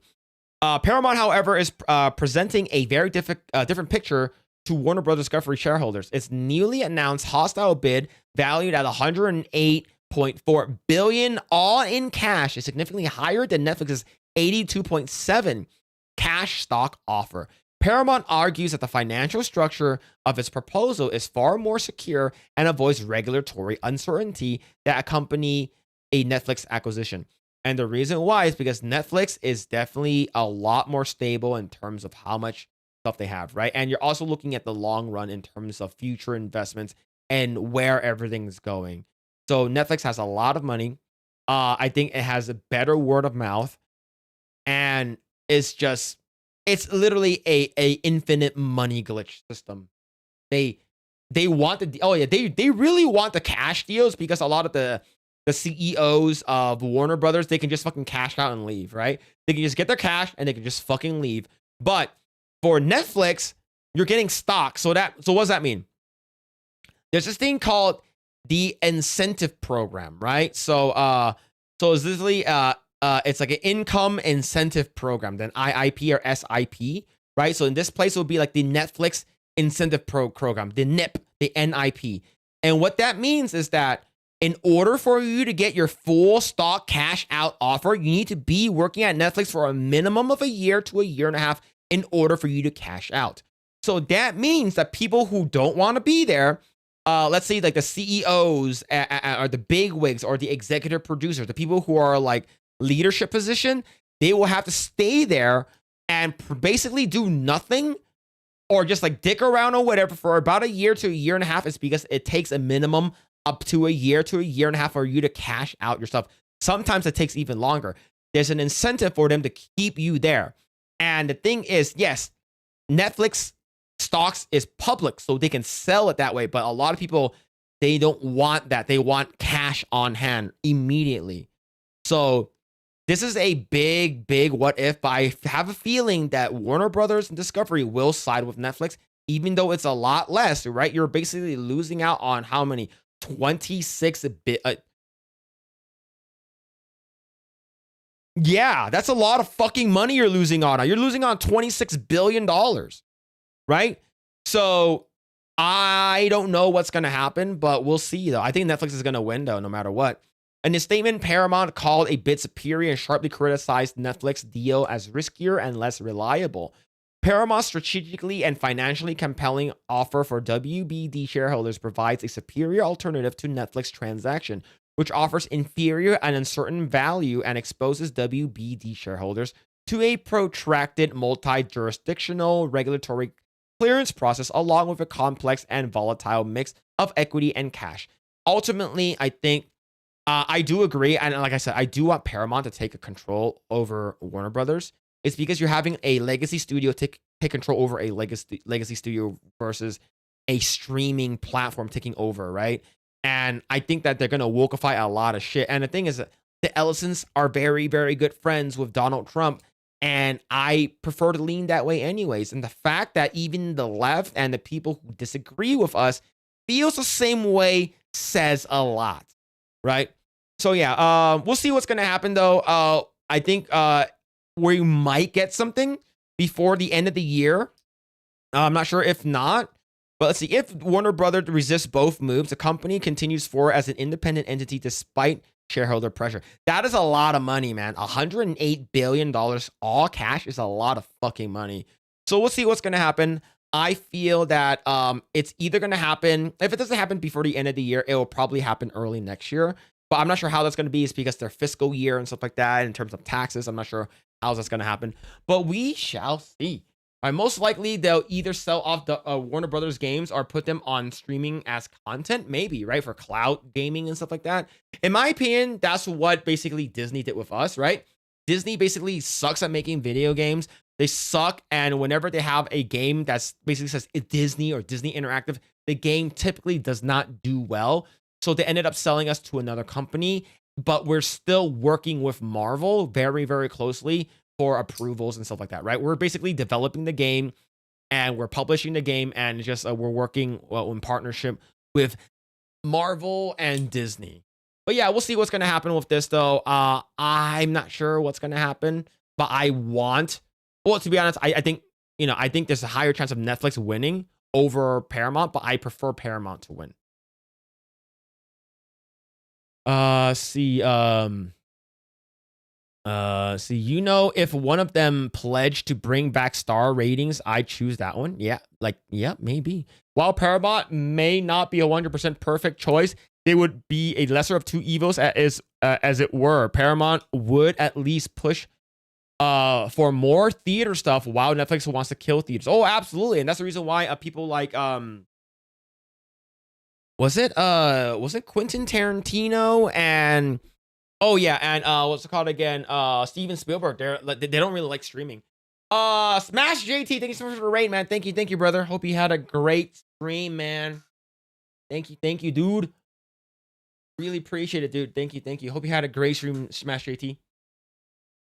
Shout out to Smash JT. Thank you. And your Smash raid, what's going on? Wade Cho, Digital Alucard. Saad. Hopefully I said your name right. Sergeant Sapien. Vanny Games. Netflix Foreign. IB the EB. What's going on? What's going on, Smash JT? Thank you so much for the raid, man. And Smash JT, thank you for the 6 months. Thank you, boobs.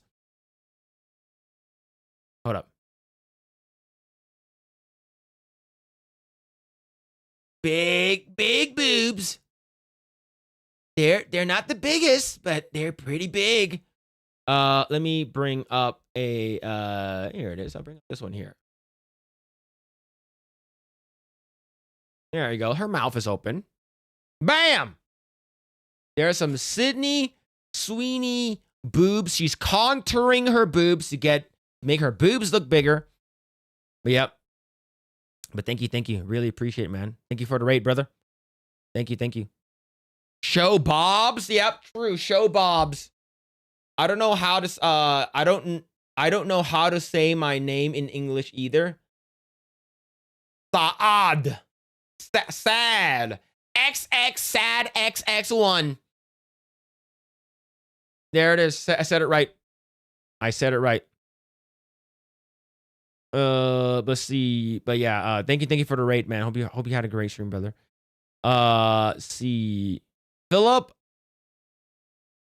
Hanguk Saram Iyeyo. What?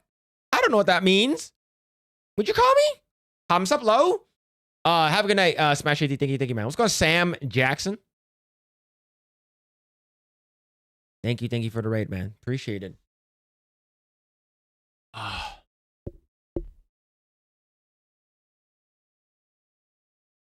It was a wild stream. Hell yeah.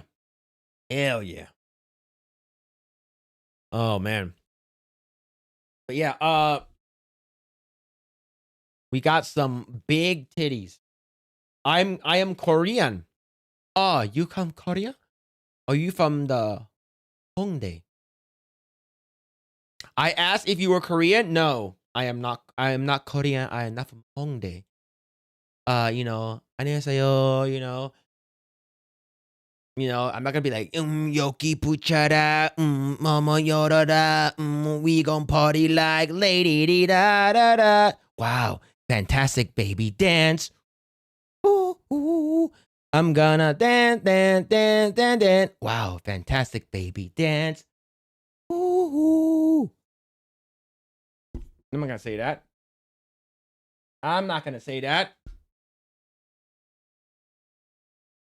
All right. Okay, because sometimes Chan, I think, is a Korea name. Jackie Chan.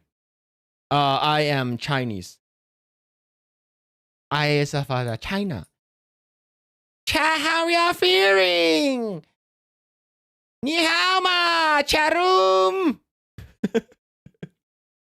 Tiny heart finger. Yep, just go like this. Gochi gajaman and go and dada. Pinyachimana sarang naga. Nuru sarang he ni gay yo kiye. Uga dunking gado gada. Yep. Yeah, isn't Chan a Japanese? Chan is typically referred to like a young kid or a person that you find cute, but it's typically for a girl or like a cute boy. What part of China? My mom's vagina. Hell yeah. Go on, Lethal Uno. Have a good night, Junebug. Take it easy. DS Dislitsu? Disiltsu? I don't know. I don't know what that. All right. I have no idea what that is.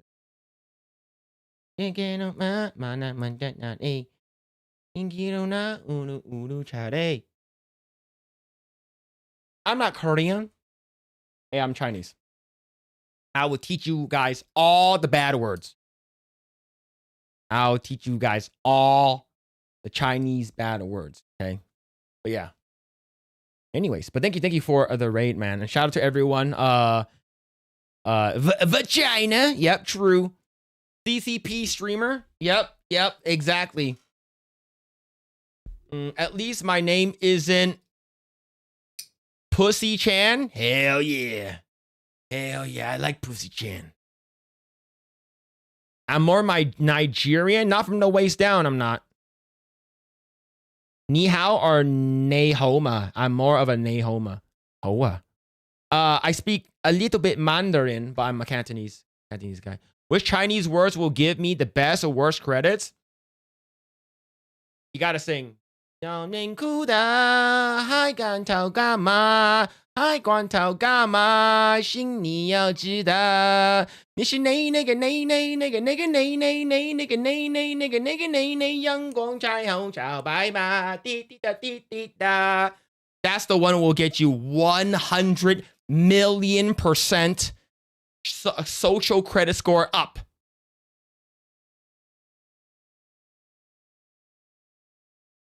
That will be 100% up social credit score.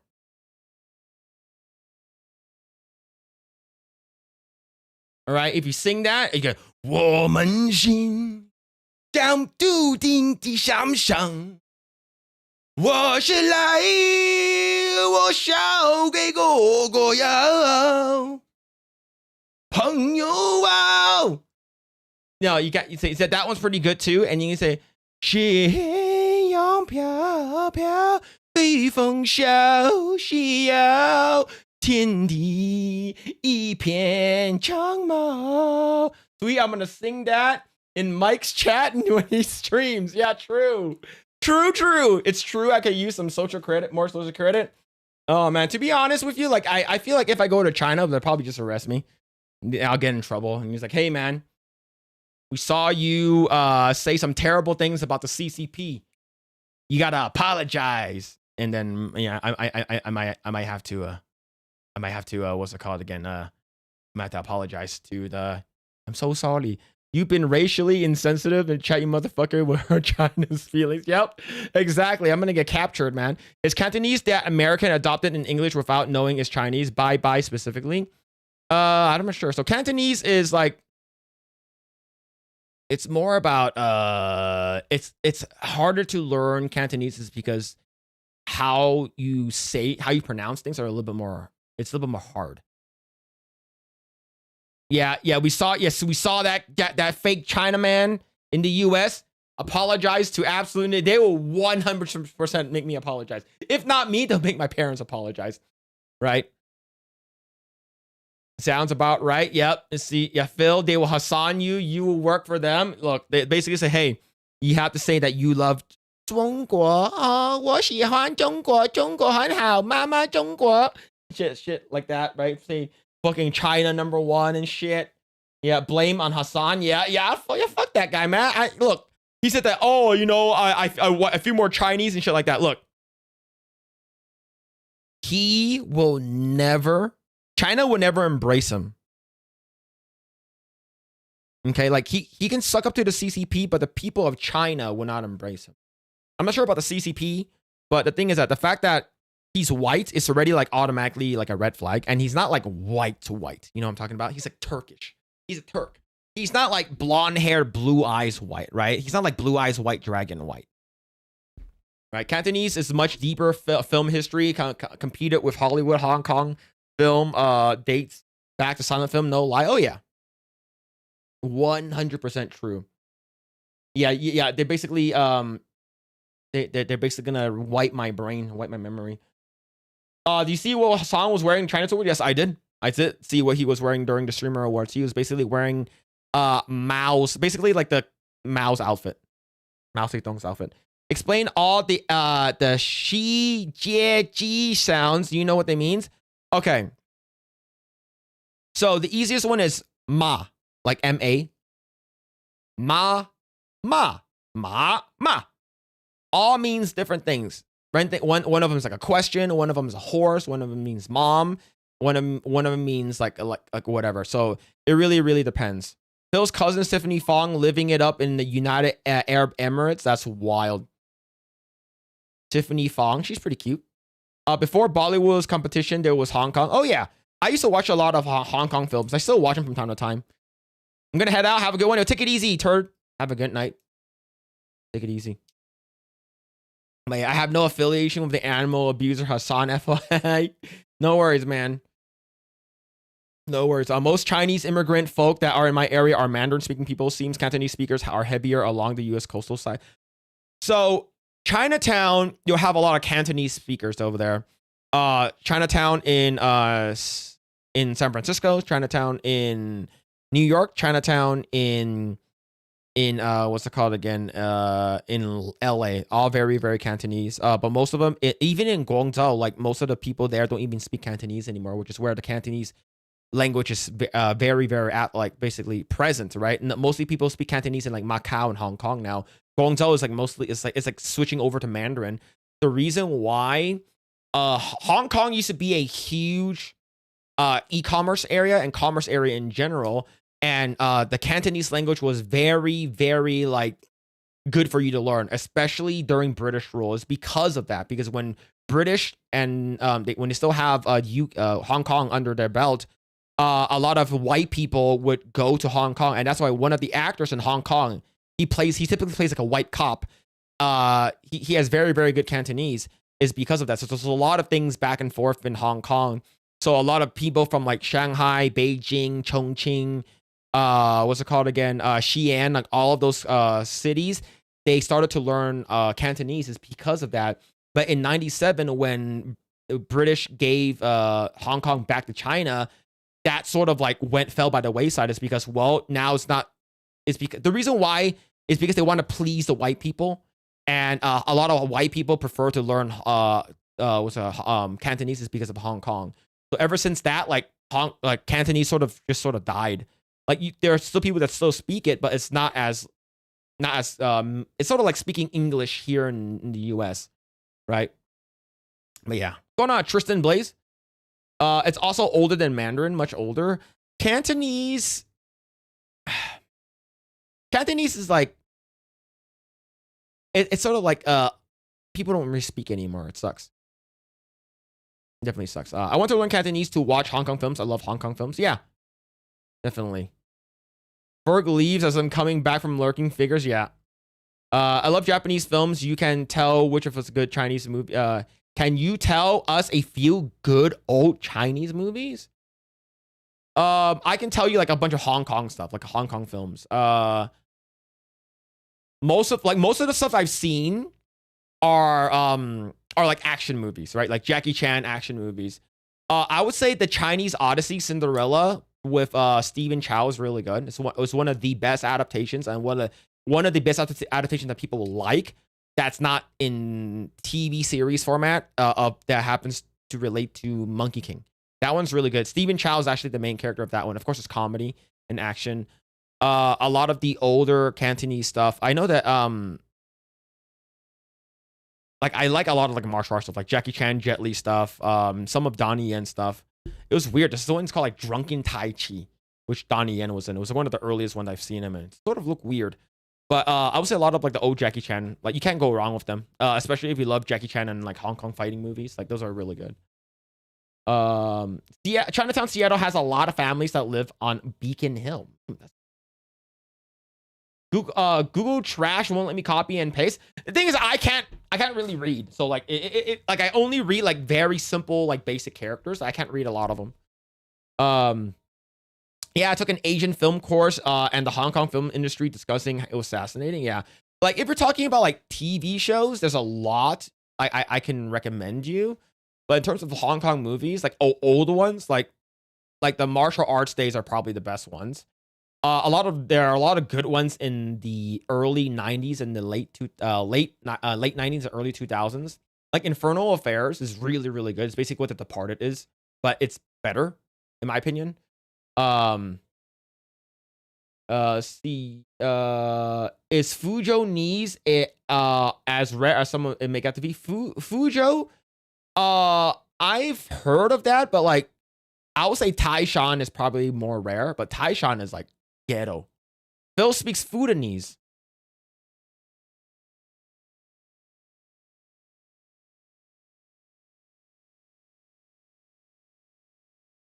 Yeah, Stephen Chow's done a lot of great comedies. Yeah, he's God of Gambling is also a good one with Chow Yun Fat. That one's a TV show, I believe, or movie series.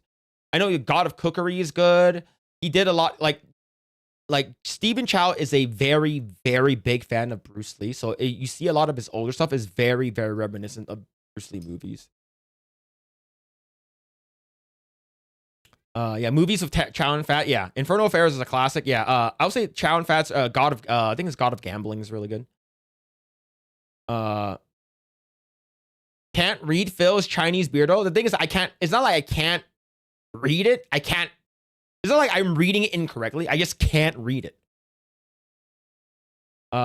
Immersion input. Yeah. Wei Hanese is a famous one and niche frustrates many Chinese if you don't know it. Like I know some people know Chu Chao. Like Chu Chao is like a off dialect of Chinese, and I know that like Taishan is like it's very, very ghetto. Like it's like, and it's like only like people from the mountains would speak it, like mountain villages. You want more serious art films? Can't go wrong with movies by Wong Kar-wai. Yeah, I think Wong Kar-wai is pretty good too. Anything that's from Yan Woping is really good, and he's a choreographer. So any movie that's from Yang Woping is really good. Remember, he's the guy that fucking did Kill Bill. Like he did Kill Bill. Like that's how good he was. He came here, right? And of course you get what's it called again? You get a lot of very, very good like Cantonese people you see before. It's like like Gordon Liu, right? But yeah. See Smegheads with the 5. You're a good sport, Phil. Take more of my shitty money. Thank you for the 5. Thank you, man. Appreciate it. Thank you. Really appreciate it. Chungking Express. Chungking Express is not bad, yeah. 2046 is also one for good fun and beautiful movies you'll see. Yeah, like for me, I like a lot of I like comedy movies. Like some of the serious stuff I do like. Like this one, it's literally like Tony Leung. So he is basically like a traveling he basically used to work for an emperor, right? So the story is that he worked for an emperor and Tony Leung's character is Wai Xiubo, which is like his character. And his character is known to have 7 wives. And all of his wives are insanely fucking hot. And then the king was like, "Oh, I'm gonna need you to get me some hot ladies." It's like, what are we gonna do? It's like, so we made this contraption that you can go to the future.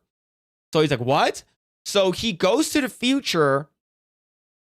Like he goes from like period like ancient China to like the current time, which is like late 80s, and like he literally like starts dating these girls and stuff like that. And he never goes back, and he brings all of his wives with him. And that girl, that I think her name is like Charmaine or something, like that Charmaine Lee or something. She got some nice tits too. But yeah, it was pretty good. Have I seen Apothecary Diaries? No, I haven't seen it. I know what you're talking about, but I haven't seen it. Kung Fu Hustle is good, especially nods to 20s and 30s movies. Yeah, especially like the old, like before like everything was like set up in terms of like it's like the whole like Shanghai era where everything is like super poor and it's like starting to get westernized. And it's but it's still very very like old China. I do like that era. It's simpler times. Like I know that Chow Yun Fat has a it's actually called like Shanghai Times, and it's actually a TV show that he was in, and he played like the main character. Pretty good. Like they actually had like there's like a famous song on it and stuff like that. But yeah, it's I used to watch a lot of old Cantonese stuff. There are some porn, not porn. There are some like adult films, but super super rare. It's super super rare. There's also one that's with Sammo Hung, which is fucking crazy. So Sammo Hung is in a comedy where like him and a bunch of his buddies, and a bunch of his buddies are like legit like comedians. And Sammo Hung was like he's a comedic actor that's a martial artist, right? And what happened is that like a lot of his friends were super super horny, and like there's a bunch of like hot female cops. So they all pretended that they're like helping with any investigation, and they all go into these they all break into these like this dormitory with a bunch of hot female cops. And then Sammo Hung didn't want to be a part of it, so all those comedians went in there, and it's like, oh, we're really brave. It's like, oh, we like brave men. It's like, oh yeah, if you're really brave, there's a haunted house over there up in the corner. And then they all go to the haunted house, and then I guess one of the spirits follow them back, and the spirit and like sort of like takes over one of the female cops' bodies and stuff like that. And he found out like the spirit was unjustly murdered by like this like this like triad member. And then so they're trying to solve this mystery. It's like a comedy, becomes like a fucking ghost, like a fucking horror movie, and it becomes like an investigative movie. And they found out like that the guy who's in charge of the mob, like the fucking triad guy, he's like a martial artist. So they're trying to fight him, so they have to bring in Sammo Hung, and Sammo Hung kicks his ass. It's like a fucking weird ass movie. It was great. Thank you so IBDEB. Thank you so much for the gifted membership. Thank you. Appreciate it. Thank you. China has some extremely interesting history. Yeah, it does. It's an erotic ghost story, sort of. Naked Killer is crazy. I've seen some. I've seen some weird stuff, right? Some of the scary movies are pretty funny though. Sammo Hung's one of my favorites. Yeah, Sammo Hung is great. He's great. I love him. See, Bride of the White Hair franchise is great. Yeah, there's a lot of very, very good ones. I know that there's a lot of period pieces that I watch a lot of TV shows. With what's it called again? With Dickie Chung, with a bunch of other guys. Like I know, like Tony Leung doesn't like being in TV shows often. Like he's more of a movie guy, but I did watch a lot of it. But yeah, like Tony Leung was a comedy actor first, and then he moved into drama. Like, I miss old K-dramas, the style they had. It's like the one like where like you're running down the street, and then you see a hot girl, and then the bus comes and goes, and it's and then the music comes up. Yep, pretty good one. That's a pretty good. I used to watch those too. All right, let's see. Let's go ahead and watch this VDR. Go and watch this video. All right, let's see. Let me go and bring this up really quick.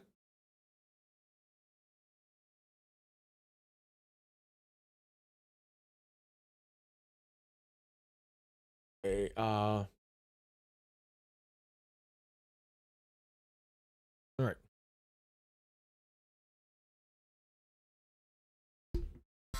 Oh man.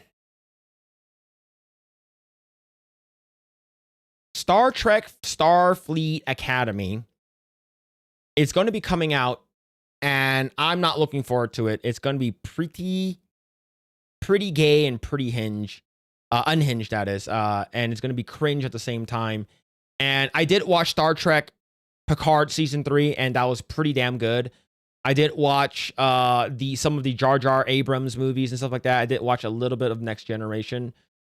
But yeah, when I first saw this, I thought this was a CW One Tree Hill parody, but no, this is an actual promotional work that they did. They all lied down on grass, and this looks like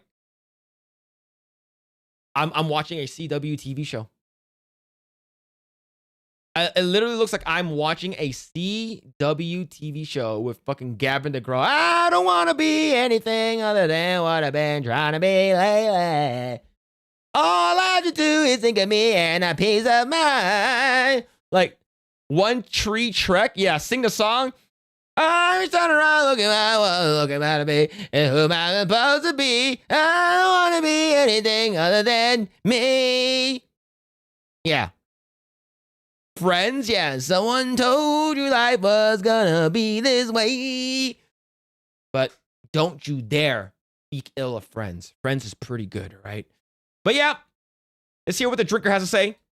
You know, what back is this during hot garbage? The Second World War, the German battleship Graf Spee was cornered by British warships in the neutral port of Montevideo. Rather than face the humiliation of being captured or sacrificing his crew fighting a hopeless battle, the captain chose instead to take his ship out into the center of the bay and blow the thing up in front of the entire city. Yeah, Damn. It was arguably the world's most expensive fireworks display, but it also got me thinking about Starfleet Academy, a show that looks so bafflingly, mind-bendingly, unapologetically terrible that I can They made this shit into a musical, right? They took Star Trek, talking about like, oh, we're gonna go to this planet and we have to make sure that we don't leave behind anything. Is because what happens is that if they leave behind something they treat the shit as a god. I remember watching an episode where like they wanted to save like a planet. I forgot what it was.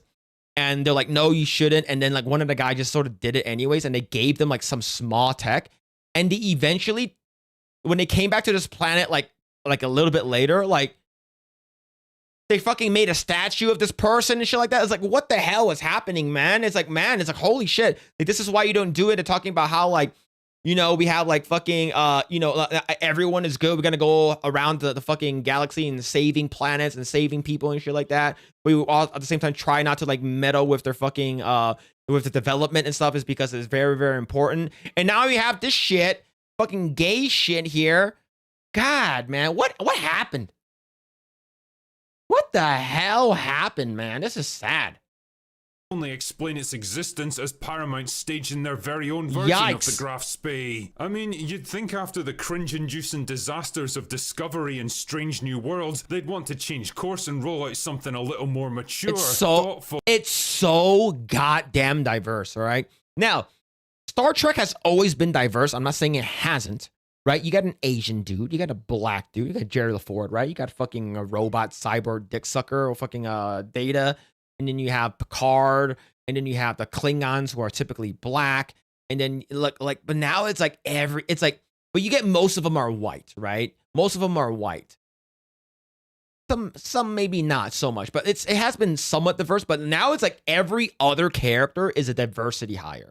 I feel like it's forced, and it's by design. Disciplined and, well, Star Trek-ish. Nope. It feels almost like a final act of defiance. Like, we know this franchise is completely and utterly cooked at this point, so what the hell? Let's go out with a bang, shall we? And if you need a perfect example of what Star Trek... Like, oh my God, man. Like, look, I'm not saying that Star Trek didn't have fat people. I'm not saying that. But like they're also like diverse in sizes. Has become these days. Just take a look at this clip they decided to roll out a couple of days ago. These would make an excellent practical study. Who's that? Is that some kind of lesbian? Probably is. Man, that's a man. Damn, it's like holy shit. They're not even trying to hide it anymore. Module for the spatial harmonics lab, Captain. Take it easy, son. Jeez. What a joke. Fucking hell, man. This is it, ladies. That's me!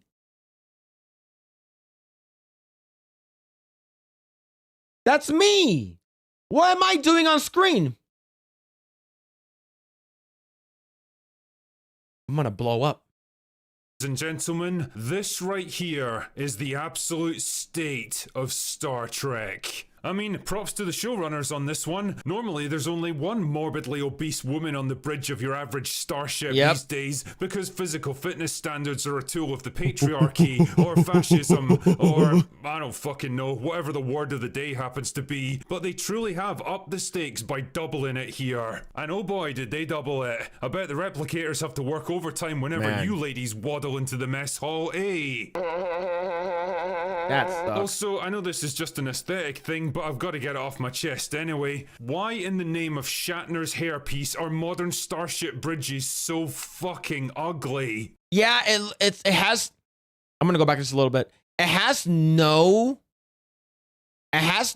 personality, right? It looks like modern day AI or modern day cheap like intern CGI slop, right? Whenever we're watching Star Trek, what's it called again? Star Trek Next Generation, or even the old ones, right? Like everything is practical. It feels like you can touch it. You know, it looks like when you step into the ship, you know how the felt on the side of the wall feels like. You know how the leather smells like, right? And it's like, man, like what the hell? Like this looks like it's all done on green screen and stuff like that. It's like, I guarantee you if they made a practical set, it will look so much better. But the thing is, like, I have a feeling that they just don't want to fucking do it. It's like, it'll look so much better. The lighting will be more accurate. And yeah, it looks lifeless. It looks soulless. An intern CGI slop. Yeah, exactly. It looks like they hired some fucking, hey, you know how to use the interwebs? Yeah, come, you're hired. That's exactly how I feel. Fucking ugly. They're always dark, they're always huge, and they're always basically empty. They look like nightclubs run by Daft Punk, and they're trying so painfully hard to look cool and moody that they've become the spaceship equivalent of an edgy teenager who's just discovered leather trench coats for the first time. But they're not just ugly, they're also completely impractical. I mean, just take a look at this shit. Look at this shit. This thing looks like it's lived in. This looks like it's clean, but you know people have, like, the fact that it's practical, right? I feel like it's because it's real, because it's an actual real fucking set, right? This looks so good, and the thing is, I like this aesthetic. It looks awesome. Shot of the Enterprise bridge from Star Trek 2. Notice how compact and efficient the layout is, with the captain's chair and the helm controls right in the center of the room. Notice how the captain could be at any station on the bridge within a matter of seconds, instead of having to yell across half a fucking football field just to find out what's going on. Notice how it makes infinitely more sense than whatever the fuck this place is supposed to be. I'm picking up sources of tachyon interference, 100,000 kilometers to port. Now here's the thing. I'm not a big fan of J.J. Abrams, but the J.J. Abrams looks way better than this. Come on, man. Look, like, here's the thing. You remember I said that I want a Paramount to buy Warner Brothers? Because they are the lesser of two evil, and the Ellisons knows Donald Trump, and they're good friends with Donald Trump. I'm not so sure anymore, man. This is awful. This is really bad. This is really bad. I hate to break it to you, buddy, but that ain't 100,000 kilometers away. Anyone else tired of watching starships get completely overwhelmed and what happened to the fucking, like, deflectors and shit? I mean, it happens in every single new Star Trek movie, and all it does is make them look kind of pathetic, like they're not even capable of defending themselves. A little busy here, Captain. The explosion damaged our emergency hollow emitters. Oh man, I can't tell you how sad it makes me to see Robert Picardo knee-deep in this absolute dog shit. I really hope the paycheck was worth it, buddy. What the fuck? Like, you understand? Oh my god, you brought in Paul Giamatti to be your villain. Oh, how I'm not, like, Paul Giamatti is a good actor, but man, how the mighty have fallen. Man, I wonder how much they're paying him. I really, really do. Holographic projections can't react to the environment that they're in, right? I mean, from his point of view, there's no actual stairs underneath him that he has to climb or control panels in his way that he has to avoid. He should be able to just walk directly across the bridge towards her. Ah, whatever. Time, with its infinite sense of humor, will always fold upon itself like an origami chicken. What's with this fucking millennial zoomer, like, simple ass dialogue, man? You guys are supposed to be in the fucking future, most advanced technology of all time. There's fucking replicators and shit like that. You guys will never go hungry and shit. Your dialogue and your fucking the way you guys communicate has not evolved. It actually fucking devolved into whatever the fuck that was. That's sad. That's crazy. Yeah, at least JJ actually tries. Yeah. He's actually trying to make his movies, unlike Kurtzman that doesn't care. Yeah, he doesn't fucking care. You sure about that? You sure about that? That was real, wasn't it? That was an actual line written by human beings. Paul Giamatti's good when he tries. Yeah, absolutely. Oh god, oh man, I can't do it. I can't take any more of this shit. Is it too much to ask to have a Star Trek that was written by and for adults? Because I have to ask, who in this world or the next was this teen drama of a show made for? Yeah. I mean, anyone with even a vague... It's like, look, I know that, like, relationships between characters are great and, like, the love stories and shit like that. I think that's awesome. But if the writing is good, then it makes sense. It can work. But if you got shit writers that makes this looks like I'm watching a shittier version of the Vampire Diaries, I'm gonna lose my fucking dick. All right? I'm gonna lose my dick.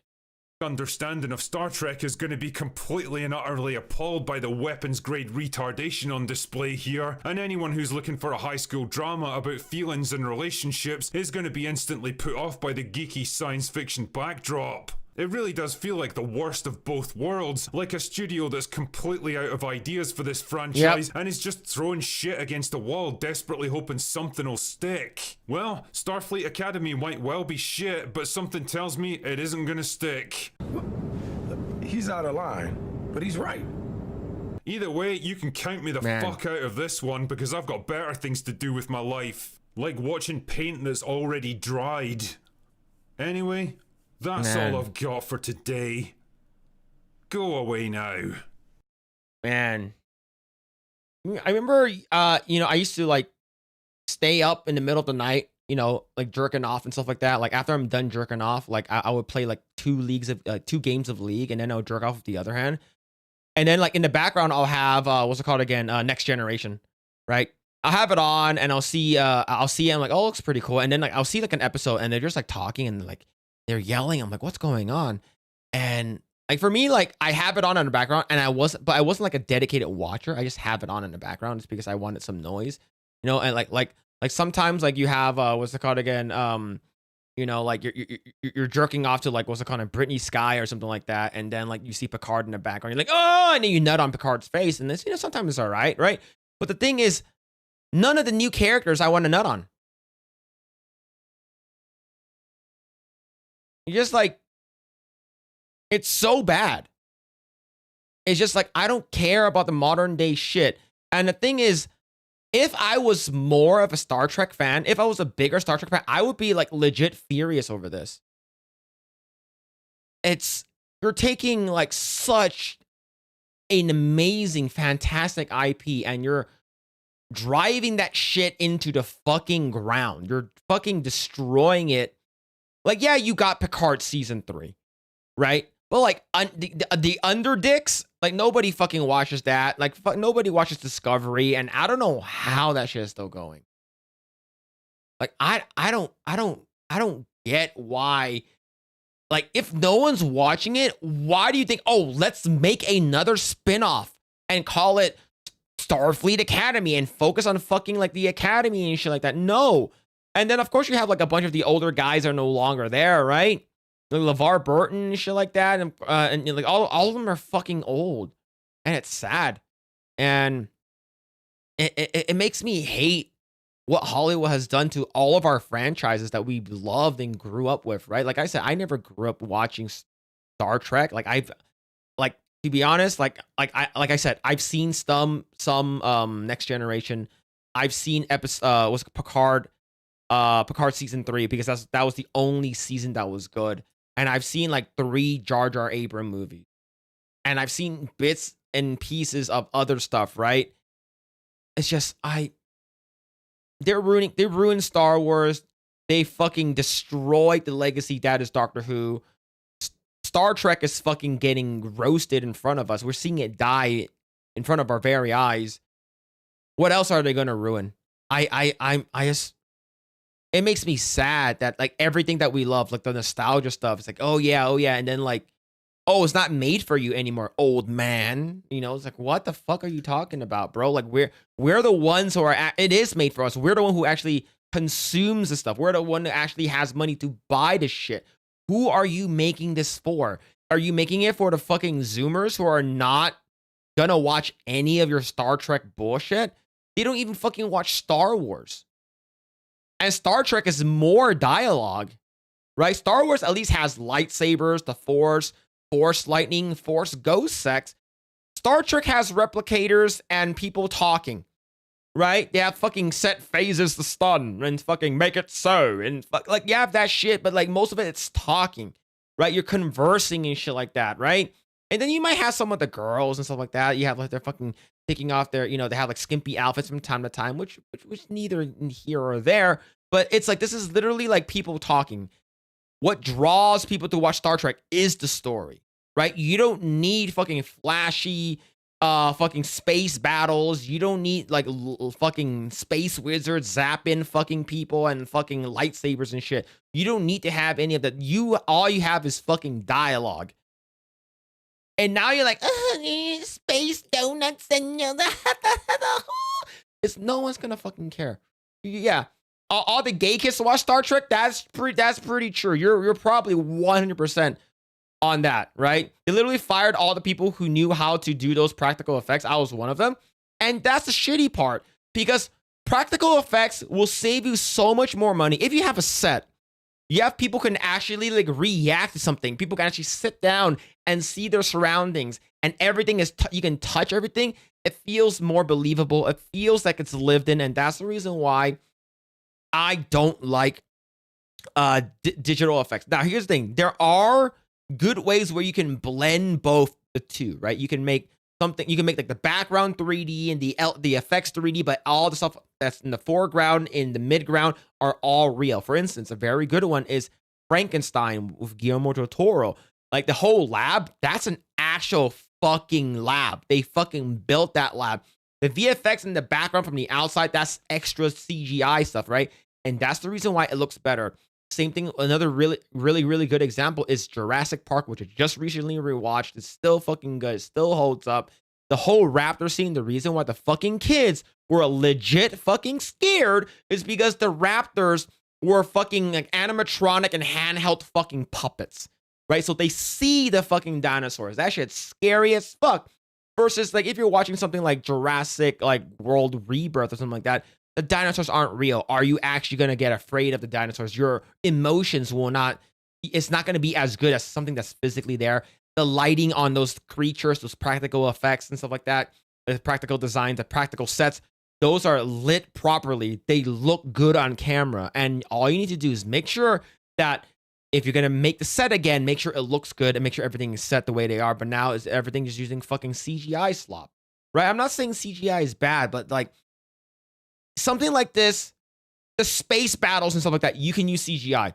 But the stuff that's inside, the stuff that's like practical that you're sitting on, that the table you're touching, the screen you're interacting with, should all be practical. But I can go on like 30 minutes talking about just this like CGI versus practical effects stuff. It sucks, right? Stan Winston killed it. Oh yeah, Stan Winston is great. But yeah, man.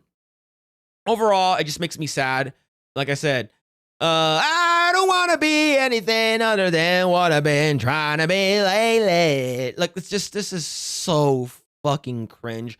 One Tree Hill Star Trek 9020. I am the sun. I am the air. I am human and I need to be loved. It's like, bro, we don't need CW Warner Brothers like type of writing, right? We don't need fucking when you're out on the road feeling lonely. And so at least Gilmore Girls was actually good, right? But this shit, what the fuck am I looking? Makes me mad. And Party of Five, Starfleet 5, yeah, man. Is that a porno? Yep. But yeah, man. Let's see. Phil's a big fan of One Tree Hill. To be honest, the girls were hot. That one of the chicks, I think she has not the blonde hair, but the brunette. She's like a big fan of Star Wars. Like she's a big fan of Star Wars. Disagree, Phil? I think you could go. You think you could do fantastic space battles in an X-Men Phoenix Saga with practical effects and a bit of quite a bit of models. I think that's fine, but if you can do a mix, it'll be better. Now, Avatar: The Way of Water and the first Avatar movie, they look great. Those movies look great. The CGI is fucking awesome. But imagine if some of them were practical effects. That'd be super. Right? And I think that's the reason why a lot of people really, really liked Road Fury in terms of what it represented, which is like a lot of the cars, the fire effects, them fucking around in the desert. All that shit was practical. That's the reason why they liked it. Melissa McCarthy was great in Gilmore Girls. Might be one of her best roles because it was understated. Oh yeah, she was great in that. She was super young, right? And you also have James Gunn's brother was also like the mailman, right? And he got like a more prominent role. There's a lot of people that came from Gilmore Girls. Red flags going up everywhere with how many theme songs you know. You're telling me that you didn't watch Charmed? The reason why I watched Charmed was because of Shannon Doherty, rest in peace. And God, who's the other two girl? The annoying bitch, the fucking woke bitch. Rose McGowan and the other two girls. Lily something and then the other one, Alyssa something. Forgot her name already. But yeah, they were all hot. Right? They're all hot. Yeah, Shannon Doherty and Melissa Milano. Yeah, Melissa Milano. Yeah, Shannon Doherty was hot. And then once they were on Shannon Doherty was on she did a Playboy what's it called again, magazine. For one of them, was pretty good. It was pretty good. Phil, look at that guy in the middle. He's laying on grass mat. It's sitting on top of the chick's leg.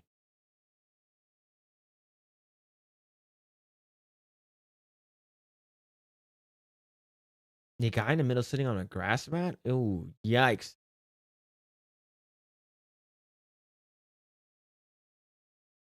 Yeah, this is not even real. This is sad stuff, man. This is sad. This Star Trek show is not about monetizing. It's about going after men. It's property being used as a tool of war. Oh yeah. Yeah, is it Lily Mary Combs? Is that her name? Holly. Okay, Holly. Yeah, Holly Mary Combs. Yeah, that one she plays Piper. Play Piper, yeah. Let's see. Lacey Chabert. Yep. Rose McGowan was hot too. Oh yeah, Rose McGowan was hot. Rose McGowan actually did a really cool, interesting horror movie. Wasn't she the one with the had she had like a shot, like a gun leg? Alyssa Milano was the hot one, but she's retarded. That's true. But you go there not for her retardedness, right? And that's the reason, like, her and Shannon Doherty had beef on set is because Shannon Doherty's the main character, but Alyssa Milano was the younger and cuter one and hot one, and she thought that she was a star, and then I guess more people liked her and ended up getting rid of her because she was problematic and she didn't get along with Alyssa Milano on set. See, Phil, play games, gift your favorites team. No! Shannon Doherty said all those girls acted like prima donnas, I believe. Oh, absolutely. And yeah, she passed away from breast cancer a couple years ago, which sort of sucks. Remember Jawbreaker? You goddamn right. Remember Jawbreakers. Goddamn right. Yeah, AstroTurf. Yeah, it sucks. Yeah, she died. Yeah, she died. Shannon Doherty passed away a couple years ago from breast cancer. I got pissed when they got rid of her. Oh yeah, they fucking killed her in the show. I was like, what the fuck? They fucking killed her in the show, and then the sister, Piper, sort of became the main one, and she can fucking freeze. She can freeze time, and she can also like blow people up like that. And then fucking you have premonitions, astral projection, and she can fucking fly. And then you have oh, I remember the last season they brought in who's that fucking blonde chick from Big Bang Theory? She came in. I believe her name was Billy. I think her name was Billy. And I remember they brought her in. I thought she was hot too when she was there. Yeah, they brought in a lot of hot people. The whole cast worked best together. Oh yeah. Yeah, Doherty was great as the elder sister. Yeah. Yeah, they brought in the girl from Big Bang Theory. Forgot her name. That's gonna bug me. What do you mean? Alyssa Milano sold her Tesla for a Volkswagen because Elon was a Nazi? Yeah, that's true. That is 100% true. Fucking sold your Penny. Yeah, she played Penny. Yeah, I forgot her name in real life. Kaylee Cuoco. Yes, Kaylee Cuoco. They were so hot on Charmed. Oh, absolutely. Penny can't remember her stage name. Yeah. Her real name is what's it called again? Kaylee Cuoco. Julian McMahon also passed away this year. Yeah. Julian McMahon, he played Cole. I think it's Cole, or forgot the fucking demon. He played demon and basically dated Alyssa Milano's character. He was awesome. I like him a lot. Oh man, remember I like the fucking bad guys. The bad guys that were good. That's why I liked Angel from Buffy, and I like Julian McMahon's character. Let me find the name of the movie. It takes this makes more fun into the hauntings of for Martha McGowan movie. Okay. Wow, so far Charmed cast had been following with to hire Penny. Yeah, Angel was good. Yeah, Angel was good. Angel was really good. They brought in a fucking charisma, whatever her name is. She got some massive titties. Holy shit! There's actually videos of her like nude and stuff like that, which is great. I always Googled, yeah, Charisma Carpenter. That's the one. Yep, that was the one. Yeah, Charisma Carpenter. She was a problem for me.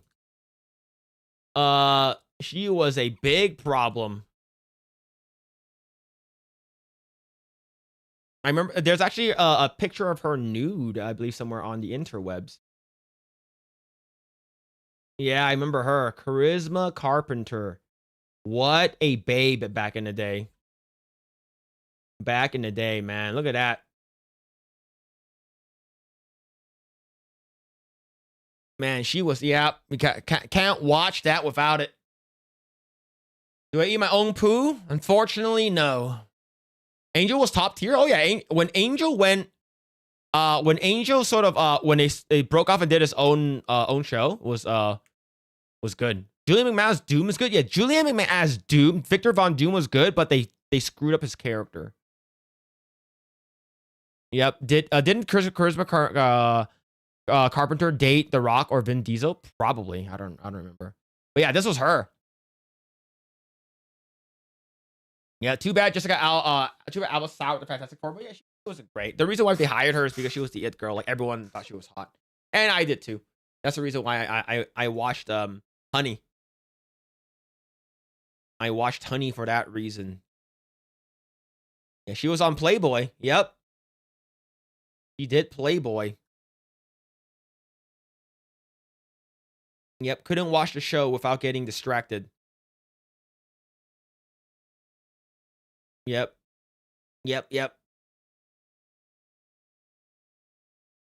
Oh yeah, the movie's called Bound. Yeah, there it is. Is it Bound? Yeah, she got some nice ass titties. Yep, looking at them now. Yep, pretty good. Pretty good. Fun fact, Charisma Carpenter and James Masters were in an episode of Supernatural together. That's awesome. I didn't know that. Angel's better than Buffy. I think Buffy takes a little, for me, I tried watching Buffy and it takes a little bit to sort of like gets to ramp up, but once it does, it's good. But Angel starts off really good. Alba was too young to play Sue and didn't have a maternalistic feel with Johnny. Yeah, it wasn't great. Alba was hot on that underwater show. The first time I saw Jessica Alba was in Idle Hands. Idle Hands was a good one. Elijah Cuthbert and Eliza Dushku was fucking hot too. Eliza Dushku was hot, yeah. The dark Buffy, forgot her name in the show. Eliza Dushku was a problem as well.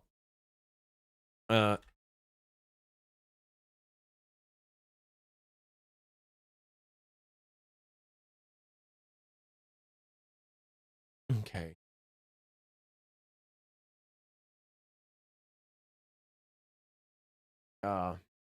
Very underrated. Is this the one where she was like literally wearing? I think she was dating. What's it called again? Rose McGowan was dating. What's his face? Marilyn Monroe, and she basically wore like a see-through thing to the red carpet, I believe, like a see-through outfit. It was nice. Unfortunately, the woke mind virus sort of got to her. Right? The woke mind virus sort of got to her. And plus, I believe she was a part of the whole Epstein thing too. James Master was great in Buffy. Yeah. The cool thing is that James Masters, he played Piccolo, right? He played King Piccolo in the live action.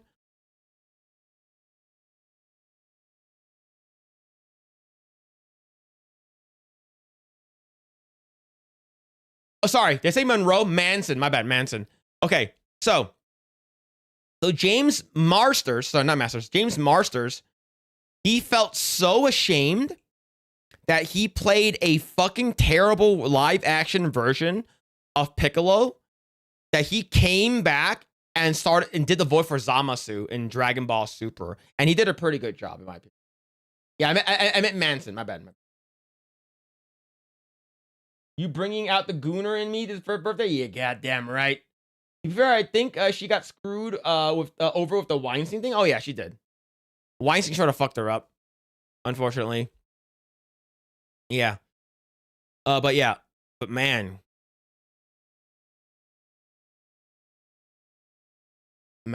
Charisma Carpenter.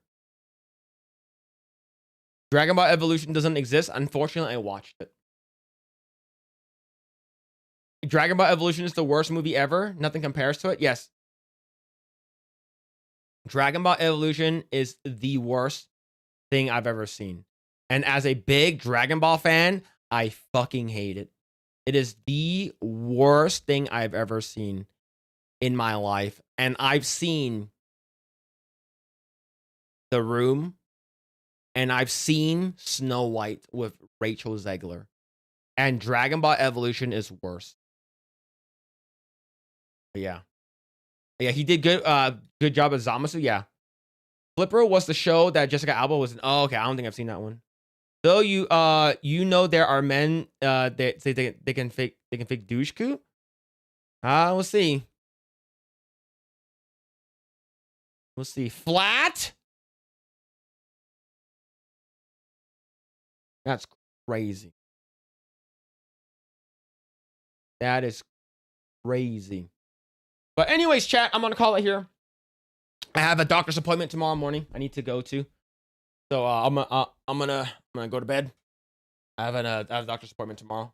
So I will be back tomorrow. I'll be on the Geeks and Gamers main channel with them. I'll be I'll be with them for a little bit, going over and watching the Game Award stuff to see what announcements they have. So that's going to be fun.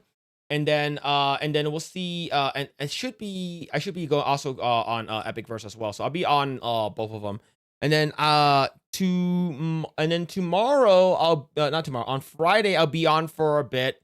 And then Saturday there will still be a Project Egg Roll, but I won't be there. So it's just gonna be great. So if you guys want, you guys can go harass him there. But yeah. But anyways, chat. Hope you guys enjoyed the stream. Thank you everyone for hanging out. Really appreciate it. Thank you so much, Dermy, Wormy, and Smash JT for the raid. Thank you. And shout out to everyone that's hanging out on Kick. Thank you guys. Really appreciate it. Shout out to Irish Skywalker, Smags Head, SCDB, War Wizard, Mad Frog, Smash JT, and IB the EB for the support for the supers and the gifties and stuff like that. Thank you guys. Really appreciate it. But yes, when are the Game Awards? I believe they are streaming at, they said 7:15, so it'll be like 4:15 my time. I believe it starts around 4 or 5 or something like that. And yeah, I'm not sure. I believe it starts off between 4 and 5 my time. So I believe it's 4:30. So 4:30. Okay, so 4:30. Yeah, but yeah. Ray Leaflet on Kick. How do I do that? How the hell do I do that? Bitch, I don't know how to do that. Do I just hit raid or host? Is it? Did you spell the name right? Leaf lit. Is that how it works? I don't know how that works. Justin Martin, thank you so much for the 17 months. Thank you. Leaflet, just one word. LEAFLIT. Okay, all right, I'll go ahead and host. But thank you guys, really appreciate it. Hope you guys enjoyed the stream. I will be back soon. Hope you guys take care of yourself, and thank you guys, and we will see you guys next time. Take care, guys. Bye. See ya. Bye. Don't be gay. Don't be gay like me. All right, bye. Tonight the feeling make me very quiet. Night coming, I become horny single guy. We talk on the iPhone. You want to bye me? Yeah. Love me, fuck me. If you say you bye me, I don't wanna listen your mouth say. Once you give me honey feel. Love me, fuck me. If you say you bye me, I don't wanna listen your mouth say.